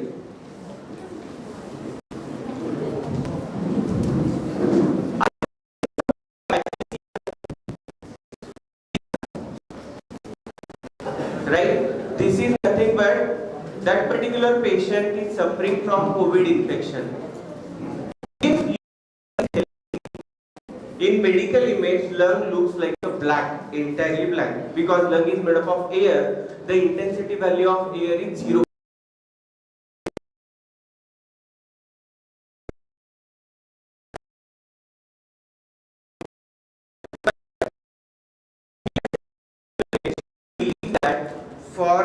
which particular disease that patient is suffering from. Right now I told you that patient is suffering from COVID. But if I didn't told this, then can you guess due to what particular reason the patient is suffering from? The practically speaking, no. Medical images are used to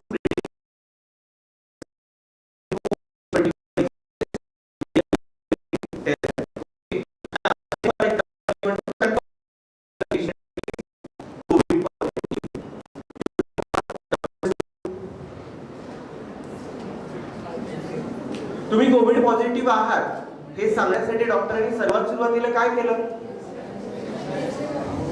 नाही x ray नाही काढला.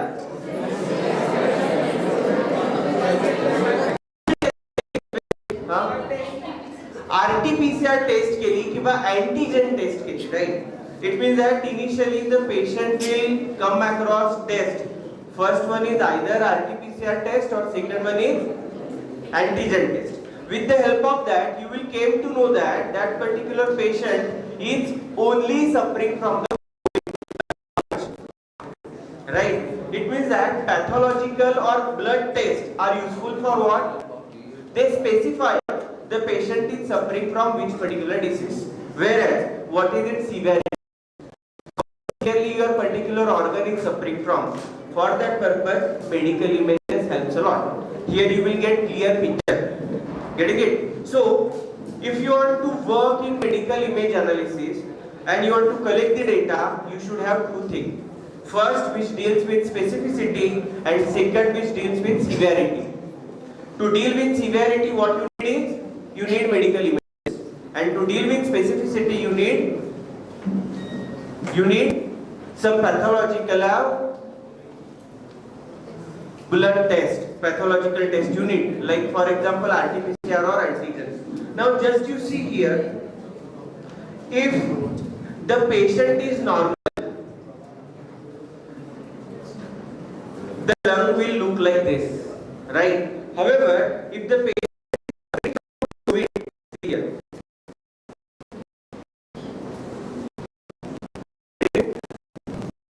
and down whatever you are getting is infection. Right. Now, for example, during COVID pandemic, the patient suffering from COVID was increased exponentially. Now, to scan this entire case, right now I am showing a city case having. However, detailed analysis, one city case consists of 1,200 minimum images. How much? 1,200 images minimum. Radiologist want to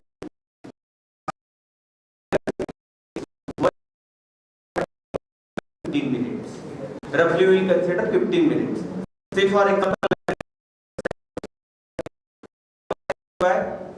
15. In 1 hour how much I can do? In 1 hour how much I can do? 4. Let us say I am working for 10 hours. At max how many cases I can deal with? Yes, 40 cases I can deal with, but daily the patient suffering from COVID. So, radiologist ला जेवढं काम होतं तेवढं शक्य नव्हतं. मग इथे विचार आला की आपण कम्प्युटरची मदत काय घेऊ शकतो का? हे रिपीटेड किंवा मुंडेन टास्क आहे. मला काय करायचंय? ती सिटी केस पहिल्यापासून स्कॅन करायची आहे. इन्फेक्शन म्हणजे मला काय दिसणार आहे? व्हाईट पॅचेस दिसणार आहे. त्याच्यावरून मला सिव्हिरिटी स्कोर प्रेडिक्ट करायचा आहे. मग आपण इथे कम्प्युटर एडेड डायग्नोसिस सिस्टीम वापरून कोविडचा सिटी स्कोर प्रेडिक्ट करू शकतो का? या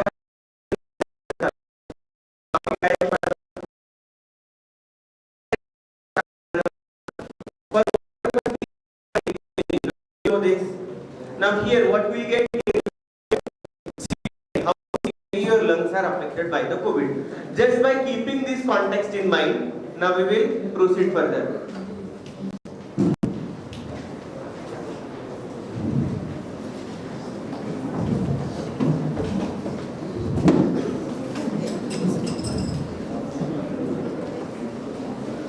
Right. Now here, again we can develop 3 types of system here. What is first? Computer aided detection. to detect the abnormality, how many white patches are there. It is called as detection. Then second case is diagnosis. It means that here I am classifying what type of disease that patient is suffering from. And third word, I am predicting the severity. I am predicting can do being a computer scientist. However, if I want to do this, but obvious we need domain knowledge. म्हणजे city case वाचायची कशी, diagnostic report वाचायचा कसा, हे जोपर्यंत radiologist आपल्याला सांगणार नाही आपण कम्प्युटरचा काहीही उपयोग तिथे करू शकणार नाही, राईट. मग सध्या काय हवंय, मला फक्त कम्प्युटरचं नॉलेज असून उपयोग नाही, मला डोमेन नॉलेज पाहिजे की जे काय करू शकेन वेगवेगळ्या डोमेन मध्ये. Right now I am chosen for medical imaging. Now see, are you agree with this? If I apply artificial intelligence specifically in radiology and decision making, it will reduce workload of the radiologist, right? Radiologist can tired after some time, but computer cannot. ML algorithm cannot. Within fraction of second you will get CT score. Next, improved accuracy. After few hours, we may commit, radiologist may commit some human error due to tiredness. However, ML algorithm cannot do this. So accuracy would be consistent. Next, rapid assessment. You will get your result, CT score quick. If you across medical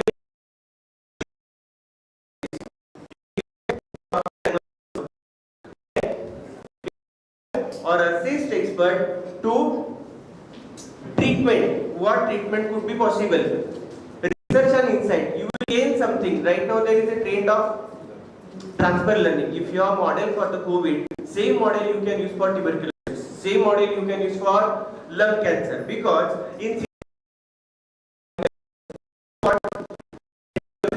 but same algorithm you can use for various purposes. Last, see, by considering these things in mind, now we learn what medical imaging is.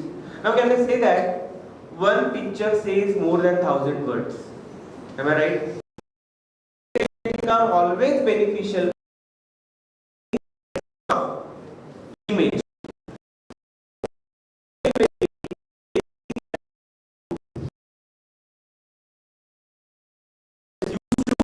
Create, am I right? Visual representation of for clinical analysis and medical intervention. This is one of the non-invasive technique that we can use. Now there are three things: non-invasive, minimally invasive and invasive. Say for example, you come across the accident, your bone is get fractured, you committed a fracture. What doctor will do?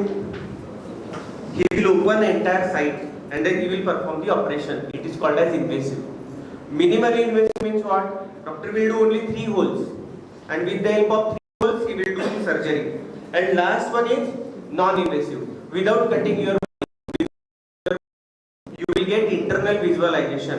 Is it possible due to only medical imaging? So medical imaging is visualization. For diagnosis, monitoring and decision making, helps to detect disease early and improve treatment outcomes. See, by keeping this in mind, now we are computer scientists, we know data science, how to do the analysis. Now, what is my data? My data is medical images. How we can do analysis?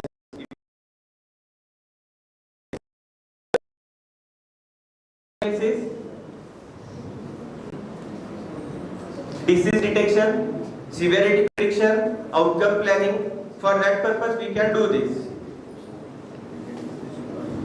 Now I would like to request, just scan this and give me the response how many various medical imaging modalities you know. Likewise we have discussed CT scan. Likewise, how many different medical imaging modalities you know?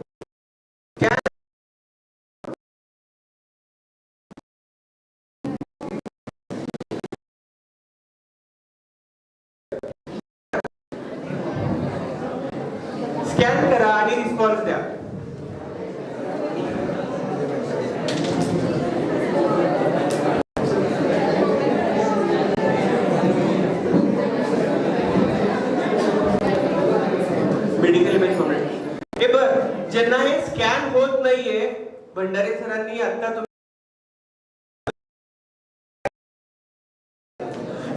submit more than one response. More than one response. Two options are available. Either you can scan this QR code or link is available on your WhatsApp group.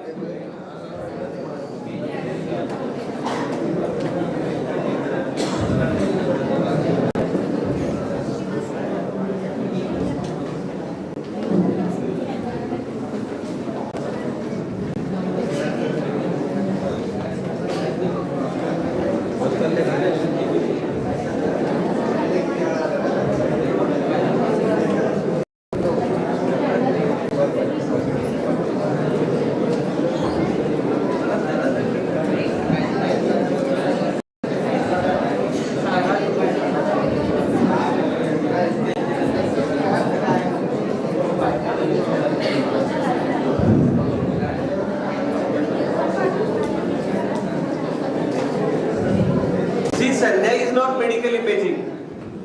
Your response are listed there along with your name. Be mindful.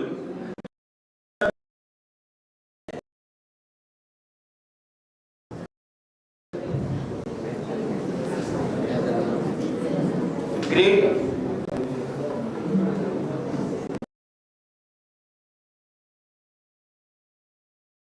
Our participants are MRI scan, X-ray, CT scan.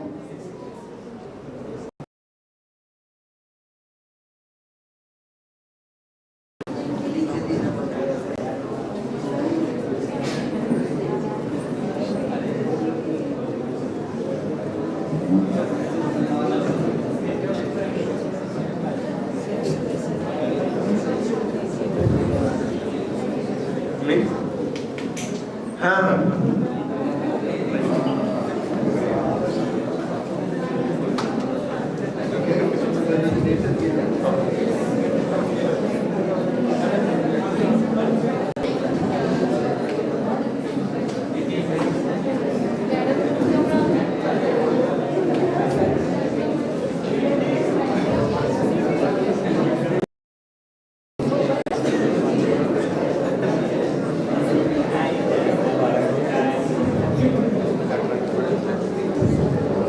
Okay, we'll stop this.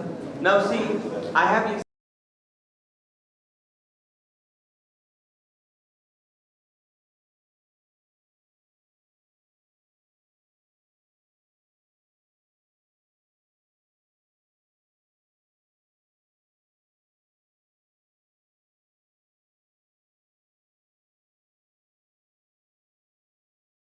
images, usually which is used during pregnancy.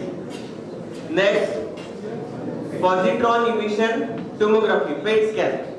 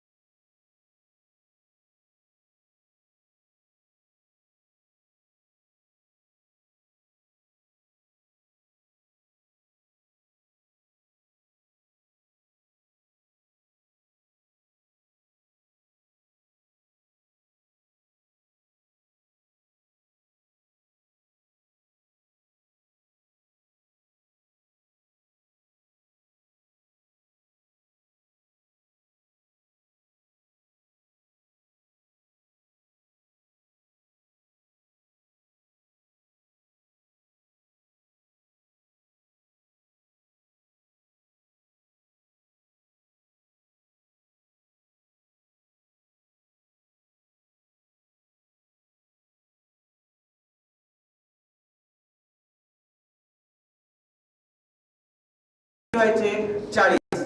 समजा थोडंसं केलं तर 100 patient तो scan करू शकेल ना, बरोबर आहे. आपण त्यांना मदत करणार आहोत. त्यांचं मेन इंटेन्शन डायग्नोस करणं, डिटेक्ट करणं नाहीये.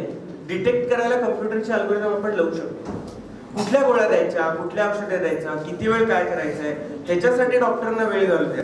हे मेकॅनिकल टास्क आहे की जे इमेज प्रोसेसिंगनी सहज शक्य आहे. असे आपल्याला टेक्निक इम्प्लिमेंट करता आला पाहिजे. ठीक आहे. Thank you, sir. Now I request Dr. Vasanta Iyer to kindly appreciate Assistant Professor Dr. Darshan sir with a token of appreciation.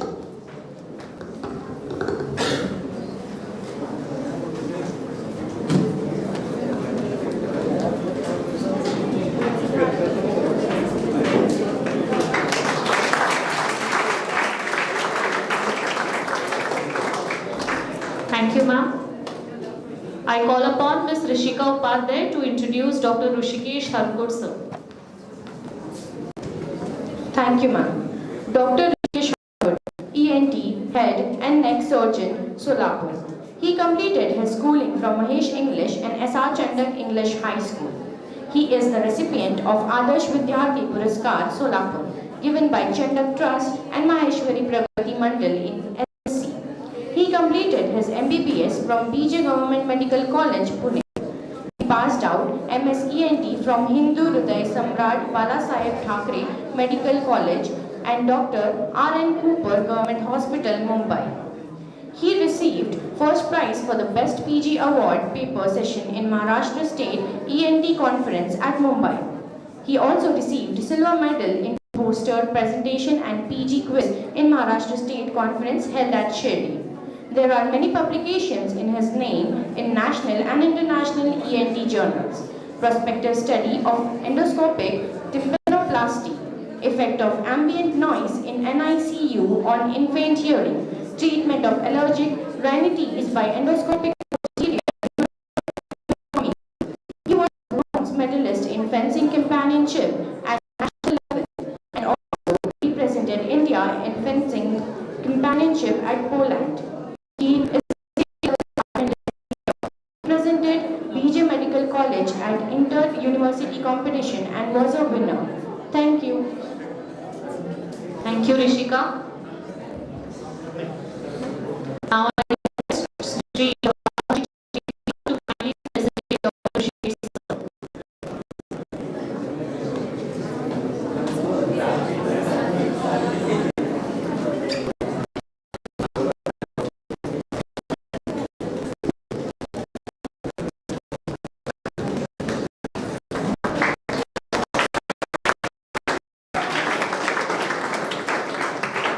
Thank you, sir.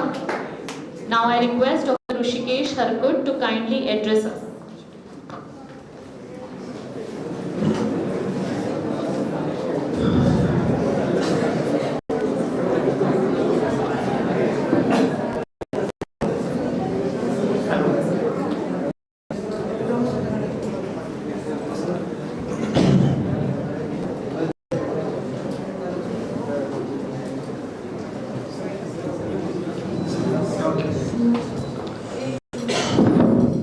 Good afternoon, everyone. Before we begin, ever Googled their symptoms and got a weird diagnosis like someone has Googled headache and cancer? I think pretty much everyone. Okay. So the good news is AI in medicine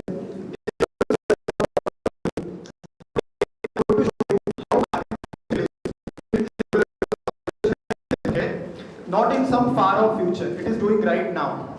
So AI is diagnosing disease, assisting in surgeries, discovering new drugs and even predicting medical conditions before they are happening. So sit back, relax and let's dive into the mind-blowing world of AI powered medicine. Okay, so what is AI? AI medicine is basically like giving doctors a superhero of its own. Like I am having my Batman at home. AI is when computers learn to think like doctors but at lightning speed. Instead of spending hours analyzing reports, AI can do it in seconds. instead of searching through text, AI scans millions of medical records to find answers instantly. I know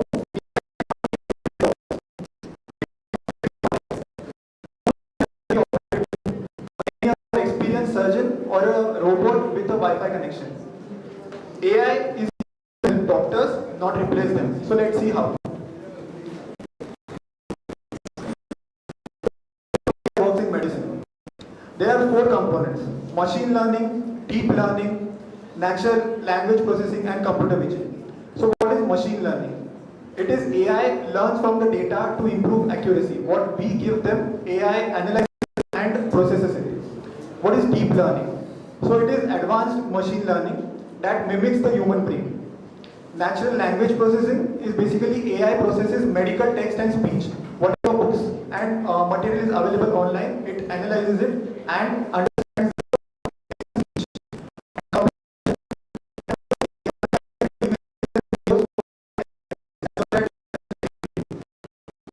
Okay. So how AI is changing healthcare? So these are all the components how AI is expanding in the healthcare world. It is detecting cancer, it is having robot-assisted surgeries, personalized medicine, a doctor, a scientist, and a data analyst all in one AI-powered assistant. So let's get this is a graph which was created by US, which was calculated in around 2021, and it is going till 2030. It is estimated that till 2030, the overall market cap of artificial intelligence in healthcare will be $113 billion. So it is a huge market. So doctors are getting into this step by step, but it is to help everyone around.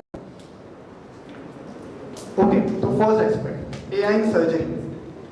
Okay, let's talk about something straight out of a sci-fi movie. Have you seen any robot movie, like robots are operating, robots are doing something? So what AI has done is, it has invented a machine, a robot which will operate on the patient, and doctor will sit back and operate the robot. So it's a mind-blowing invention. So this is the Da Vinci surgical robot, which you can see. So the 2 doctors, one main surgeon and another assistant, are operating it away from the patient. And the medical grade Da Vinci surgical robot is operating on the patient. So it allows the doctor to perform complex surgeries with microscopic precision. Imagine a doctor with the precision of a machine, but the intelligence of a human. That's what AI is doing. So results: smaller incisions, faster recovery, and way fewer mistakes. Would you trust a robot to operate on? They are not. They are not taking over. They are just making sure doctors can do their jobs better.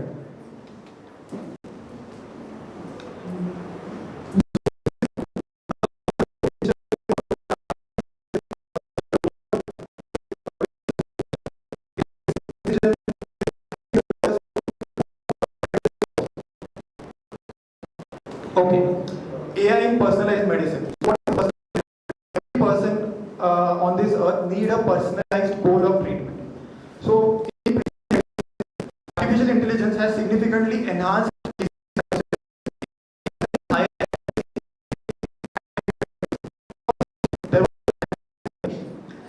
in which it predicted Alzheimer's. So Alzheimer's is a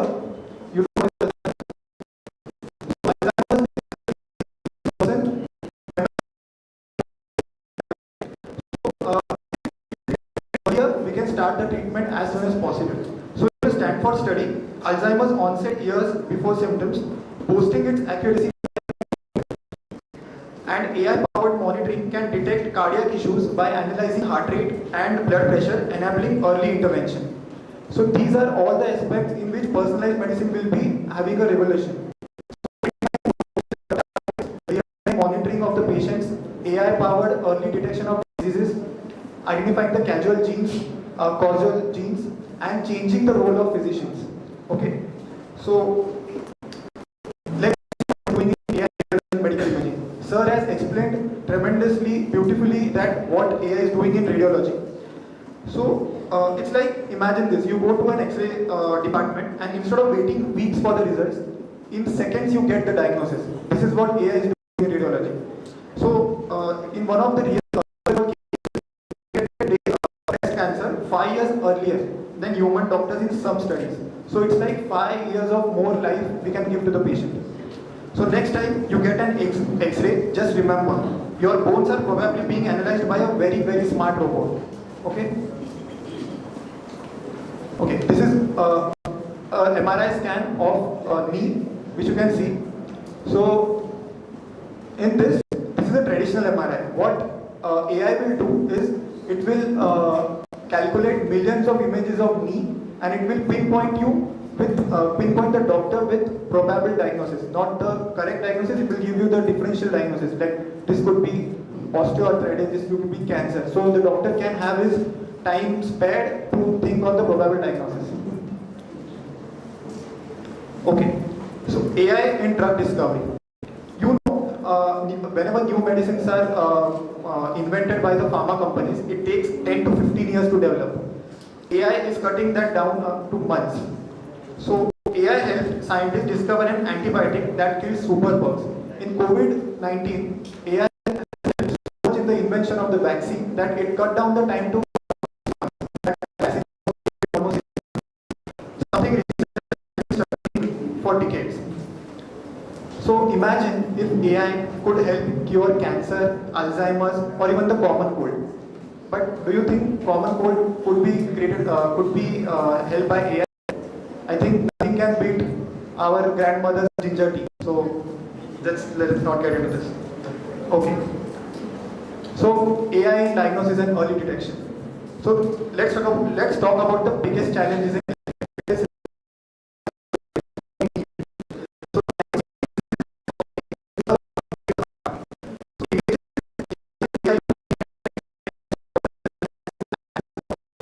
will be saving time for years. So Google's DeepMind AI is one of the main company which is working on this, which detected over 50 eye better than most human doctors. Okay. AI in pathology and laboratory medicine. So it is analyzing blood samples, biopsies, genetic tests. It is reducing the diagnostic errors and improving the lab efficiency. Telemedicine and virtual assistant. So, ever you wished you had a doctor 24/7, like you just message him and he just responds, this is your problem and you can do this. Everyone wishes that. You don't want to go to doctor, you don't want to go to hospital.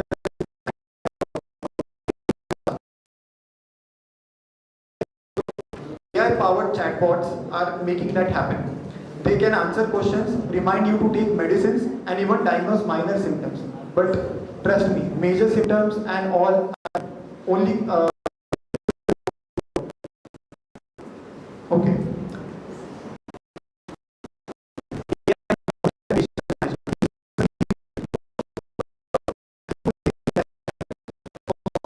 We know hospitals are chaotic. AI is fixing that. How? It is predicting if this patient is going to worsen, he'll shift to the ICU immediately. Managing patient records, so no more missing files. Reducing the waiting times, so finally no more 7 hours, 6 hours waiting to see the doctor. Honestly, if AI can help doctors run this smoothly, I think it should be installed in the airports too. Okay, so what are the challenges? So now, with every role, there comes the cons. So what ethical concerns come with the AI? So there are, first issue is data privacy. So whatever personal data we are giving to the AI, it can be used and manipulated in n number of. So if AI is given biased data, it can make wrong decisions. So it needs to be given precise data. So I think personally, doctors plus AI is the best team. Not just doctors, not just AI. The combined team is the best thing. Okay. So think of AI as a calculator. We give the numbers, then it calculates. So we are the one giving the numbers, not the calculator calculating on its own. Okay. So what is the future?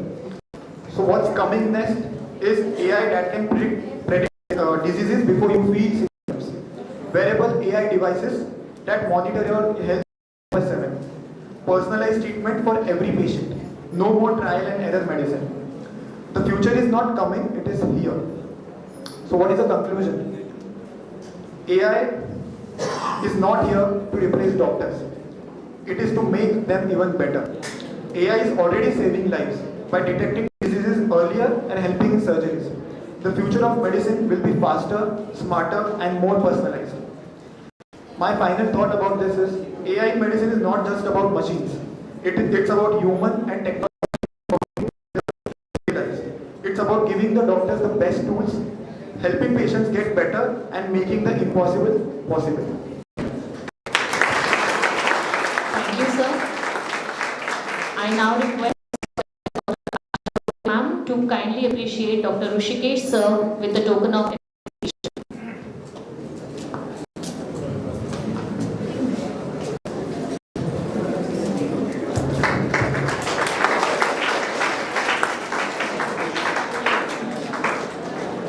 Thank you, ma'am.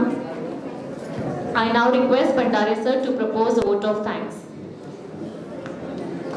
I would like to express my sincere gratitude to our distinguished guest speakers, Mrs. Pooja Kharade, Dr. Rishikesh Harkut, and Dr. Darshan Ruikar, for gracing our international conference on paradigm shift in technology, the AI revolution, with their enlightening presence.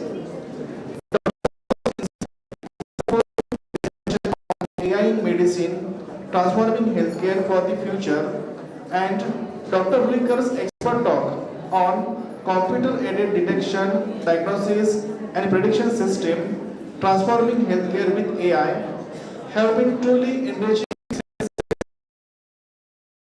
We appreciate the time and effort invested in preparing for this conference.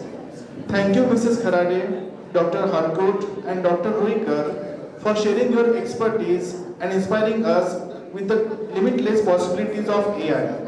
Your contributions have made this conference a resounding success. Once again, thank you all for your inspiring presentation. Thank you. Thank you, sir. Now we will have a lunch break from 2 to 2:40. After the break, students' paper presentation session will begin.